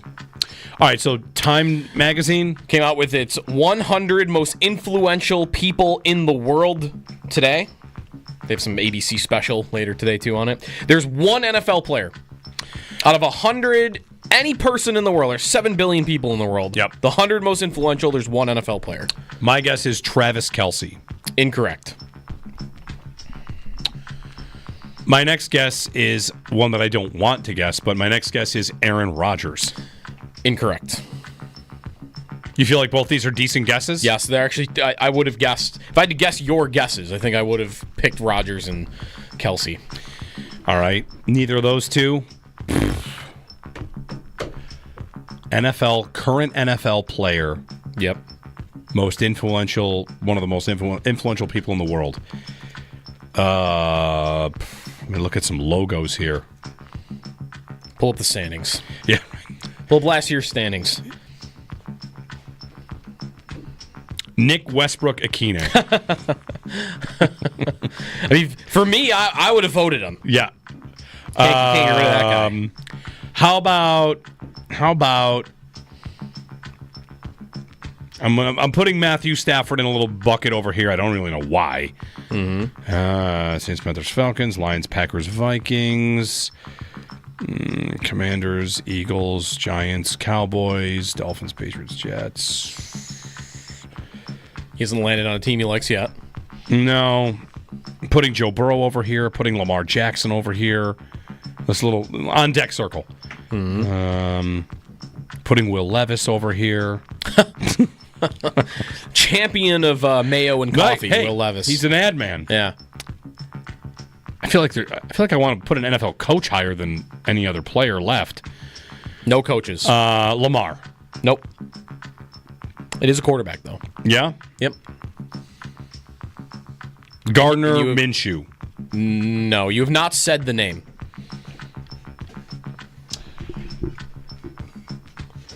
Chase Daniel. No. I'm only going this way now. With the backups. Yes. I don't think he is a backup anymore, is he? It actually kind of has me thinking this list, there's not a lot of thought that went into it. Which I don't want to kind of judge Time Magazine, but... Who is it? Jalen Hurts. All right. Is one of the most 100 influential people in the world. Again, this is where I kind of want to criticize their list. You just picked the guy who won the Super Bowl. That's it. You didn't do any thought. Do you have who it was last year? Like, was it Mahomes last year? I don't know if they did it last year. Is this the thing they do every year? It's like the top 100? The 2024 Time Most Influential. Is that this list or is this same thing. I'm looking at 24 now. Okay, so this is the 25 list? Jalen Hurts is on Jalen Hurts on the 25 list. Okay. Last year, I don't see any NFL people. There's a Patrick Mahomes. Okay. Any other athletes? Okay, wait, so they're literally just picking the Super Bowl winner? Yeah, other athletes. Breanna Stewart. Asia Wilson last year. Yep. Breanna Stewart was this year. Simone Biles. Okay. So a couple. That looks like that might be it, though. I'm off tomorrow. It is not in any way related to the outcome of the Champions League game today. I'm just off tomorrow. This guy, he looked at the weather and saw it was going to be pretty nice out, and he decided, I'm just not going to come in tomorrow. That's definitely not it. My wife is out of town, and I've got all 3 kids. It's one of those personal days, like I'm going to be in the mix in the morning. But I am the draft show is tomorrow afternoon. I'll be popping in for that. So popping out with Show Up in the Bulldog and part of our roundtable draft coverage, but I am off tomorrow. Be back on Friday. Go Gunners. Speaking of Chopin Bulldog, listen all week. Your chance to win 2 lawn tickets to see Breaking Benjamin, Darien Lake Amphitheater on September 17th, courtesy of Live Nation. Tickets are on sale at livenation.com.